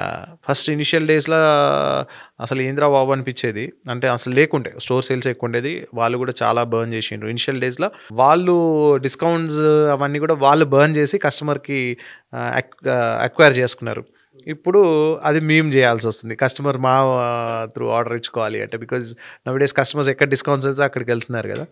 సో ఇనిషియల్ డేస్లో డిస్కౌంట్స్ అలవాటు చేసి ఆ ప్లాట్ఫామ్స్కి వచ్చేలాగా బ్రాండ్స్ చేసినాయి. తర్వాత ఇప్పుడు మేమందరం డిస్కౌంట్స్ ఇచ్చి, అంటే మేము అంటే ఆల్ ద అదర్ బ్రాండ్స్ అని ఏదైనా అక్కడ any industry whoever are there in this restaurant industry, ఆ డిస్కౌంట్స్ ప్యాటర్న్ అట్లనే కంటిన్యూ చేస్తూ చేయాల్సి వస్తుంది. దీనివల్ల ఏమవుతుందంటే ప్రాఫిటబిలిటీ అనేది తగ్గుతుంది, commissions and all this things. So initial it was like మనం ఒక డెలివరీ పార్ట్నర్ని స్టోర్లో పెట్టుకొని డెలివరీ ఎగ్జిక్యూటివ్ని ఇచ్చి పంపించాలంటే అదొక హెడేక్ కదా, ఇది మనకు ఆ ప్రాబ్లమ్ సొల్యూషన్ ఇచ్చింది అనుకున్నాము. కాకపోతే ఇప్పుడు it is pinching, commissions high commissions ఉంటాయి కాబట్టి. But okay, this is an added advantage కిందనే తీసుకోవచ్చు. దాంట్లో కూడా ప్రాపర్ మార్జిన్స్ అనేది తక్కువ ఉంటాయి, వాటిని ప్రాపర్గా హ్యాండిల్ చేయగలిగితే you can make profits out of it. క్యాలిక్యులేటెడ్గా లేకుంటే మాత్రం ఎంత బిజినెస్ చేస్తే చాలా బ్రాండ్స్ ఉన్నాయి, క్లౌడ్ కిచెన్స్ పెడతాం, మేము ఆపరేట్ చేస్తున్నాం, క్లౌడ్ కిచెన్లో ఇన్వెస్ట్మెంట్ తక్కువ కదా అని పెడుతున్నారు. పెట్టిన తర్వాత ఆ క్యాలిక్యులేషన్ అనేది సరిగ్గా లేక వాళ్ళు ఎంత బిజినెస్ చేసి ఇప్పుడు 3 లక్షలు చేస్తే 30,000 లాస్ చేస్తే, వాళ్ళు 5 లక్షలు చేస్తే 50,000 లాస్ చేస్తారు. జనరల్గా బిజినెస్ పెరుగుతున్నప్పుడు ప్రాఫిట్ పెరగాలి, కాకపోతే అక్కడ బిజినెస్ పెరుగుతుంటే లాస్ పెరుగుతుంది, ఎందుకంటే ప్రాపర్ క్యాలిక్యులేషన్ లేక. Okay, so that is a thin line, దానికి ప్రాపర్గా క్రాక్ చేయాలి, లేదంటే కష్టం. చాలా ఆన్లైన్లో కూడా సక్సెస్ఫుల్గా ఉంది. ఎస్. మీకు ఉండేటువంటి అలవాట్లు ఏంటంటే, అంటే ఒక్కొక్క కంపెనీ ఫౌండర్, ఎండి, సిఇఓ ఎవరైనా ఉన్నారు అని అంటే ఏదో ఒక అలవాటు ఒక మనిషిని బలంగా ముందుకు తీసుకువెళ్ళి, అంటే అది పాజిటివ్ అవ్వచ్చు, నెగిటివ్ అవ్వచ్చు, ఒక అలవాటు అయితే డెఫినెట్గా మనిషిని ఎప్పటికీ ఇన్ఫ్లుయెన్స్ చేస్తూనే ఉంటుంది. నేను ఇచ్చేస్తే ఫ్రీ అవుతానను, లేదంటే నాకు ఈ అలవాటు ఉంది అను ఒకటి ఉంటుంది, plus or minus or good or bad. మీకున్న అలవాటు ఏంటి? నాకున్న అలవాటు ఏంటి అంటే నా గోల్ అండి. నా గోల్ చాలా పెద్దది. నేను ఎప్పుడూ నా గోల్కి ఫోకస్డ్గా వర్క్ చేస్తా. సో బేసిక్గా నాకు బిజినెస్ ఒక్కటే కదా నా గోల్, నాకు పొలిటికల్ ఆస్పిరేషన్ ఉంది. సో నాకు మంచి లీడర్ అవ్వాలనేది నాకు first, that is the goal which I have. That to మంచి లీడర్, సొసైటీకి ఏదో ఒకటి చేయాలా సొసైటీలో. ఎందుకంటే మా ప్రాపర్ వచ్చి కరవీరాల కొత్తగూడెం అనే చిన్న విలేజ్. సో అక్కడ నేను రెగ్యులర్గా మా విలేజ్కి వెళ్ళినప్పుడు అక్కడ చూస్తే అసలు ఎడ్యుకేషన్ లేక చాలామంది ఇబ్బంది పడతారు, వాళ్ళకి హెల్త్ సపోర్ట్ లేక చాలామంది ఇబ్బంది పడుతుంటారు. వాళ్ళ ప్రాబ్లమ్స్ చూస్తే నాకు లైక్ అరే ఏదో ఒకటి చేయాలన్న తపన ఉంటుంది. నేను ఇప్పుడు ఎంత చేయగలుగుతా, మహా అయితే ఇప్పుడు ఇట్లా ఉన్నా అనుకోండి, చాలా తక్కువ మందికి చేయగలుగుతా. నేను ఒక మంచిగా ఒక పొలిటికల్ లీడర్గా గ్రో అయ్యి I have to do something to the society is what I feel. So నేను దానికి రీచ్ అవ్వాలి అంటే it takes lot of effort and time. So that particular aspiration towards my goal is driving me is what I feel. Entrepreneurs are real heroes అంటే ఏదో అనుకున్నాను, కానీ మీరు మాట్లాడుతుంటే తెలుస్తుంది. థ్యాంక్ యూ అండి. నిజంగా ప్రతి దాంట్లోనూ ఒక మంచి కన్సర్న్ ఉంది. అండ్ ఇంకొకటి, మీ స్టోరీ చూస్తే కూడా it is really inspiring Nagaraj గారు. నేను ఇందాక మన టీంతో మాట్లాడుతున్నప్పుడు అసలు నాగరాజ్ గారి జర్నీ ఏంటి, what made him to SIT in this position అన్నప్పుడు, ఒక విలేజ్ నుంచి వచ్చి ఏం చేస్తాను అనే క్వశ్చన్ మార్క్ అంటే చాలామందికి ఉంటుంది. అసలు అక్కడ సిటీలో ఉన్న వాళ్ళు ఏదో చేస్తారు, వాడి కమ్యూనికేషన్ స్కిల్స్ ఉన్నాయి కాబట్టి వాడే చేస్తాడు, వాళ్ళ దగ్గర డబ్బులు ఉన్నాయి కాబట్టి వాడే గ్రో అవుతాడు. This is what every one keep giving excuses to them self. కాకపోతే మీలాంటి వాళ్ళ story it is really inspiring. Like మీరు ఒక విలేజ్ నుంచి వచ్చి ఒక 15,000 అసలు జాబ్ కూడా లేదు చెప్పాలి అంటే, హాస్టల్లో కూడా ఫీజు కట్టలేని డేస్ ఉన్నాయని విన్నాను నేను. సో అప్పుడు మీరు ఎంత స్ట్రగుల్స్ పడ్డారు, ఎక్కడ ఎలా ఇబ్బంది పడ్డారు, నైట్ పడుకోవడానికి కూడా ఇబ్బంది పడే రోజులు ఉన్నాయని చెప్పారు మన వాళ్ళు. సో ఆ డేస్ నుంచి సుమన్ టీవీలో ఒక నార్మల్ ఎంప్లాయీ లాగా ఒక 15,000తో జాయిన్ అయ్యి ఇవాళ ఈ పొజిషన్కి వచ్చిండ్రు అంటే it's not a joke. And you're also, మీరు ఇందాక హీరో అన్నారు కదా, మీలో కూడా ఒక పెద్ద హీరో ఉన్నాడు. సో చాలామందికి తెలియకపోవచ్చు, నాగరాజు గారు సీరియస్లీ ఐ వాజ్ లిటరలీ నాకు గూస్ బంప్స్ వచ్చిన మీ స్టోరీ వింటుంటే. Thank you sir. So people should know. అందుకే ఇప్పుడు చాలామంది ఎక్స్క్యూజెస్ ఇవ్వద్దు, మనం చేయలేము అనుకోవద్దండి, ఏదైనా ఎవరైనా చేయొచ్చు. మనం ఏం ఎగ్జాంపుల్స్ తీసుకుంటాం, ఎప్పుడైనా ఏదైనా ప్రాబ్లం వచ్చినప్పుడు వాళ్ళకి అది ఉంది కాబట్టి ఇది చేసిండ్రు, వాళ్ళ పేరెంట్స్ ఎక్కువ సంపాదించారు కాబట్టి వాళ్ళు ఇది పెట్టగలిగిండు, లేదు వాడికి రిసోర్సెస్ ఇట్లా ఉన్నాయి కాబట్టి వాడు ఇట్లా చేయగలిగిండు. This is what they'll keep on giving excuses. So మీలాంటి వాళ్ళని చూసి వాళ్ళు ఇన్స్పైర్ అవ్వాలి. మీరు ఫ్రమ్ జీరో టు హీరో అయినరు అలా. So this is what they have to take. మనం ఏది తీసుకుంటే మన మైండ్ అది తీసుకొని మన థాట్ ప్రాసెస్ అట్లా వెళ్తుంది. సో మనకు నచ్చినట్టుగా ఏదైతే ఫెయిల్యూర్ స్టోరీస్ కూడా వినాలి అంటాను నేను. జనరల్గా అందరికి చెప్పే సజెషన్ నేను ఏం చెప్తాను అంటే, ఫెయిల్యూర్ స్టోరీస్ కూడా వినండి. వాళ్ళు చేసిన తప్పులు మీరు ఎందుకు, ఎక్కడ, దానికి సొల్యూషన్ మీరైతే ఎలా హ్యాండిల్ చేసేవాళ్ళు అలా అసెస్ చేయండి is what I say. So inspiring stories, నేను కూడా ఎప్పుడన్నా లో అయినప్పుడు మీలాంటి స్టోరీస్ ఏవైతే ఉన్నాయో అవి మళ్ళీ ఒకసారి రివైండ్ చేసుకొని మంచి ఇన్స్పిరేషన్ లాగా థ్యాంక్ యూ ముందుకెళ్తుంటా. Thank you sir. జనరల్గా అడుగుతున్నాను, మీరు నమ్మే ఫిలాసఫీ ఏంటండి? నమ్మే ఫిలాసఫీ ఇందాక చెప్పినట్టు గ్రో లెట్ గ్రో. మనం గ్రో కావాలి, మన చుట్టుపక్కల వాళ్ళని గ్రో చేయగలగాలి. అండ్ జనరల్గా హ్యుమానిటీ అనేది ఉండాలండి. ఇప్పుడున్న సొసైటీలో నాకు అది కొంచెం మిస్ అవుతుందేమో జనాలకి అని అనిపిస్తుంది. ఇవాళ దేవుడు మనకి బ్లెస్ చేసిండు కాబట్టి ఇవాళ ఈ పొజిషన్లో ఉన్నాం, రైట్? సో మనుషుల్లాగా చూడాలి. Value has a value only when it's value is valued. So మనము మనిషిలాగా ట్రీట్ చేస్తూ వాళ్ళకు ఒక మంచి వాల్యూ ఇవ్వాలండి. So that is what is missing in society. So that is what I feel. Great philosophy. Good sir, thank you so much for the time. ఎందుకంటే ఇందులో చాలా విషయాలు ఉన్నాయి. Very happy for you sir and congratulations for your great journey. Thank you so much for the time అండి. అయితే ఈ show ఏ విధంగా ఉంది మీ ఒపీనియన్ అనేది, సో CEO's బుక్లో మీరు ఫీడ్బ్యాక్ ఏదున్నా సరే, అంటే పాజిటివ్ అయినా సరే నెగిటివ్ అయినా సరే, 100% పాజిటివ్ అండి. It's a very good thing for society. Definitely it will be helpful for lot of youngsters అండి. Thank you sir. So feedback మీరు ఇస్తే చాలా బాగుంటుంది, అది కూడా రిటర్న్ ఫామ్లో. మీలాగా నేను రైటర్ కాదు కదండి, so I will try to give my best. Okay.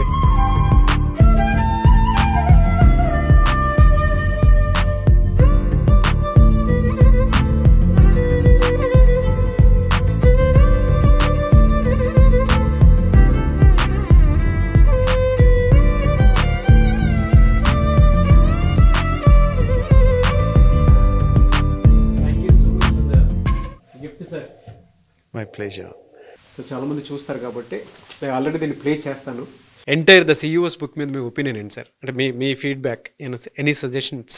చాలా మంచి ప్రోగ్రామ్ అండి. బేసిక్గా మేము అప్పుడు బిజినెస్ స్టార్ట్ చేసినప్పుడు ఇలాంటి ప్రోగ్రామ్స్ లేకుండే. ఇప్పుడు ఇలాంటి ప్రోగ్రామ్ వల్ల ఏమవుతుంది అంటే, మా లైఫ్లో జరిగిన ఎగ్జాంపుల్స్ ఏవైతే ఉన్నాయో, డెఫినెట్గా కొత్తగా బిజినెస్ స్టార్ట్ చేయాలనుకున్న వాళ్ళు ఈ ప్రోగ్రామ్ చూస్తే, మీ ఎపిసోడ్స్ ఏవైతే చేస్తున్నారో, ఈ CEO's బుక్ సంబంధించినటువంటి ఎపిసోడ్స్ ఏవైతే చూస్తే వాళ్ళకి ఒక ప్రాపర్ నాలెడ్జ్ అనేది వస్తుంది. సో వాళ్ళు రిస్క్ తీసుకొని మేము చేసిన మిస్టేక్స్ వాళ్ళు చేయకుండా ఉంటారు. సో వాళ్ళకి సక్సెస్ రావడానికి స్కోప్ ఎక్కువ ఉంటుంది. సో ఒక లెట్స్ సే ఫర్ ఒక కాలేజ్కి వెళ్ళి మనం డబ్బులు ఇచ్చి ఫీజు కట్టి కోర్స్ నేర్చుకొని వస్తాం.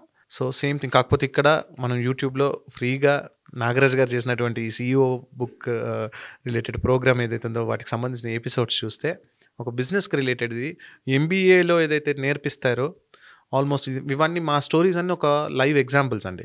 డెఫినెట్గా వాళ్ళకి హెల్ప్ఫుల్ అవుతాయి. వాళ్ళ ఫ్యూచర్లో వాళ్ళకి బిజినెస్ స్టార్ట్ చేసేటప్పుడు డెఫినెట్గా ఈ ఎపిసోడ్స్ అనేవి చాలా హెల్ప్ఫుల్ అవుతాయని నేను అనుకుంటున్నానండి. Anyway sir, thank you sir, thank you so much. మీ జర్నీలో లెర్నింగ్స్ అయితే చాలా ఉన్నాయి. Thank you. My pleasure. Thanks for inviting me. Thanks for giving me this opportunity. Thank you Nagaraj garu. Thank you Suman TV. Thank you so much Rahul garu. And I wish you all the best. Congratulations. మీరు ఇంకా హైట్స్లోకి వెళ్ళాలని మాత్రం మనస్ఫూర్తిగా కోరుకుంటున్నాను. ఎందుకంటే మీరు ఇచ్చేది gratitude product. తృప్తిస్తున్నారు, ఆనందాన్ని ఇస్తున్నారు, కడుపు నింపుతున్నారు. సో అటువంటి ప్రోడక్ట్ ఇస్తున్నారు. థ్యాంక్ యూ అన్న. Thank you so much. Thank you very much.